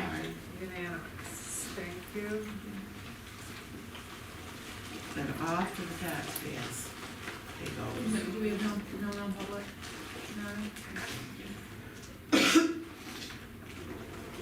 So Jen, Motion to adjourn? Yes, second. motion by Jen, seconded by Maria, all those in favor? Aye. I know, I watched them at home, no? They were waiting. Lacey's like, should we wait for Jen? We need Jen. Where's Jen?